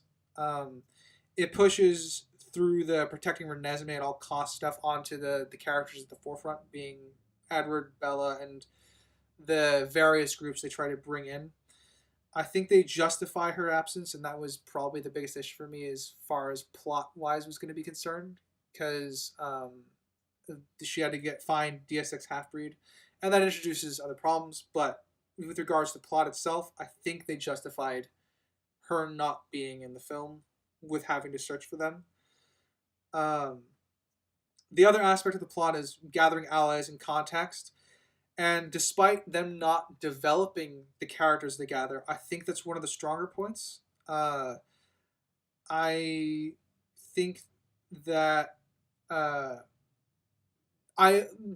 issue that I take away from that is I have no idea why some vampires would be in the hottest and sunniest places on the planet. Because we see them going to places like India, somewhere in the Middle East, I think, and place deep in the Amazon jungle, which is meant to be very, very sunny all the time, and as often as it is raining anyway. And gathering your allies and friends to your side for big clashes, or in this case as witnesses, to potentially wind down the situation is good, and they have ample reason to do that. So I think the plot's A-okay, with a few tidbits here that and there that are problematic. Which leaves us the characters. Sam reverted back to normal, which I think we agreed is character assassination in the opposite direction, even though I prefer this version of Sam. But even if it's not character assassination, it's still, we didn't see the development, and that's kind of an issue with it being a 180. You need to see progression when characters flip their positions 180, essentially. Irina still dies. The Alaskan clan don't fucking react to that at all. They're almost baited into the fight, which is good, but there's no follow up since Serena died. They just kind of just we get no closure on that. Uh, Garrett and Kate have a interesting developed side relationship. I kind of appreciate it. It's subtle and not at the forefront, but it heavily implies their prolonged interest in one another, given the amount of time they spend together. We get something for iRobot, who is willing to stay and do the right thing. Thumbs up, neat. Very overpowered. Didn't appreciate how his powers were used in the fight. But again, it's a fake fight, so I think his character is technically saved by the fact the fight is fake. And I think I've already brought this up. It's a shame the battle didn't take place. There's plenty of character character payoffs. Leia saying Esme, Edward, and Carlisle overcoming their trepidation of the Volturi and charging into fight, whether or not without regard to their own safety to some point. And Alice and Sam executing Jane for killing Seth. Those were, I think, some good character payoff moments that happened in the fight. Charlie is fine as a character overall. Probably has the least damage done to him continuity-wise. I like that Jacob brings him into the edge of their world. He can't, just to show that he can't ask too many questions. I like that scene as well. It's just awkwardly funny. I like that he formed a stable relationship with Bella in the sense that he understood it was a need-to-know thing. I do appreciate that.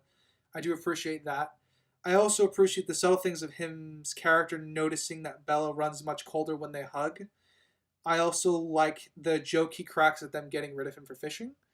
I think that's a very subtle thing, but it also could be a joke that it could be a subtle thing to indicate that he understands what they're trying to do, and he's just not allowed to know. But it also could be played off as a joke. I appreciated that it could be read either way, and it doesn't diminish Charlie in any way. Esme doesn't really have anything going on. She's just a background character in support for the Cullens. We kind of talked a little bit about that. Renesmee is more of a plot device than a character, but she does clearly form somewhat of an attachment to Jacob, hinting at a future romance that's pretty much confirmed by Alice at the end. She doesn't really have much going on in terms of her character, but she serves as a good MacGuffin for the plot to revolve around. Talked about Emmett, so I'm just going to leave it as big, strong, muscle character, not much going on. Maybe an additional character trait added of him not wanting to be a masochist. So there's that. Jasper and Alice are similarly plot devices like Renesmee, but I appreciate that it wasn't abandonment to their family. We obviously talked about Alice's visions as we do every film. I think they avoided my biggest fear, which was that they wouldn't justify their absence, which they did, even if it introduced other problems. I do think that was a good enough reason for them to have justified their absence. That to me was my biggest fear going in for those characters. Carlisle sidelined, but a lot of contacts, so he's kind of our key to getting the group, the contacts and witnesses together. I really appreciate his scene with Edward, which is they get their final bonding moment of Edward acknowledging the growth of his character. The growth in the sense that he's grown to appreciate the life he's had, which is a flip from where it was at the beginning, as he didn't appreciate it at all. Jacob comes across as someone high in the ranks of the werewolves now. He's training young pups. He's obviously the main werewolf that's interacting with the Cullens, thanks to Bella and, by extension, Renesmee. I like that Jacob serves as a grounding force for Bella, which I think is probably his biggest role in the film, is when Bella needs a break from all the vampires in the house and wants to go see her dad. Jacob's the one that drives her there, and they crack a joke about it. I'm not sure I have much in the way of character inconsistency for him, because he's really not the central focus of this film, and I don't really have much to add as far as character traits for him are concerned. I still don't get his Nessie nickname, but, well, you know. Edward, I The one thing I don't like about Edward is he should know full well that the Volturi want him and Alice, and that they're willing to do anything to get them, which is why I think his laid backness and kind of accepting Carlisle's we're just gathering witnesses. I don't know if that's enough for me to accept that that's what he would just go along with. And but otherwise, I think he's okay. I think we do get like I said, with him we get a character payoff with Carlisle, which I think is the best thing that happens to him, his character in this film. He's Bella and Renesmee are probably the reasons for that character development too, by extension. Carlisle, we talked a little bit about him, might be a character, not necessarily a character breaking, but it's definitely a nick in the sense that he doesn't ask his family more questions as to why they're worried about Irina having spotted them. And ultimately his family's proven right to be concerned because she was a, blabbermouth, teacher's pet, told on them, take your pick.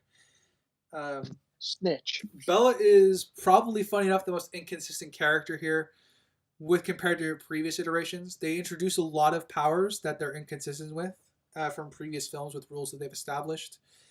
I already listed them off earlier.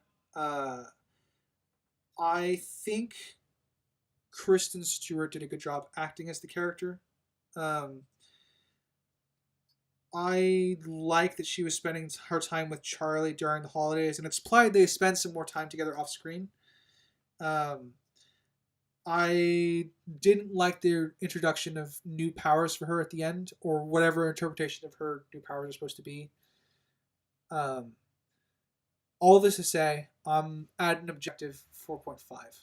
I think there's a lot of okay character work that's done for everyone else but Bella. And I think that's what holds this up, because there's a plethora of other issues that come with everything else. And the plot also is fairly passable. So we're getting about similar numbers. Well, all right. That is our summaries and ratings of Breaking Dawn Part 2. Now, Ryder, before I give you the wheel of the send-off, many would think that that's all the Twilight films. The recap's coming out in a couple days. They'd be wrong, though, to think that, wouldn't they? They sure would. Yay. Audience, we have a couple sweet treats to go along with this big franchise to add on to this season. You have something coming in next week and the week after that before the recap comes in. So what could it be? I don't know. The community can talk amongst yourselves and debate what it is. All right, I got a question before Ryder sends us off. Touched on it, but we didn't get a definitive, and I would like a definitive. Removable characters from this movie. We got Alistair. We got the Dracula guys, the Russians. Any more removables, you think? Let's see. I think Kate, the Electric Girl, is okay to be here, and Garrett. We can get rid of Smoke Guy. Alec, the guy with the Jane's smoking brother. powers. He's introduced in this film and not relevant at all, and during even the fight all that much. What about the Irish? He was in earlier movies. He just didn't. Yeah, like I said, he's here for continuity. Like I said, it depends. Are we keeping characters for continuity or removable completely? Because I think continuity stay. All right, so then Because Esme is Esme. obviously staying, even though she has fuck all to do with what's going on. All right, so do we keep Alec because of continuity? I would say so. Yeah. He Okay. does play a little touch into Jane's emotions by when he dies in the fake fight, but okay. I agree. Irish can be removed. They're there just to pad the numbers. Benjamin's father figure, or whoever Amon? that is, Amon, is he removable? I'm leaning yes. He didn't really do anything. So he didn't do anything. But Carla went to see him. yeah, Carla's there for him specifically, which is Yeah, might but be what if we do the justifies- one If we do the one tweak rule, we can just be he went there for Benjamin. Okay. That is true. Okay, then yeah, he's removable if we're going to stick with that. Okay. Amon is gone. Anyone else who's at a comfortable removal list for that player? One could say Marcus, but then again, that's cutting a he just didn't do jack all. But which one's Marcus? The old the man who's one? like, finally. Oh, him. He's dead. Finally. But again, he's there for continuity continuity. one. Yeah. No, I think that's it. All right, I feel good with that. Okie doke. That's it for me. All right then, gentlemen, shall I read us out?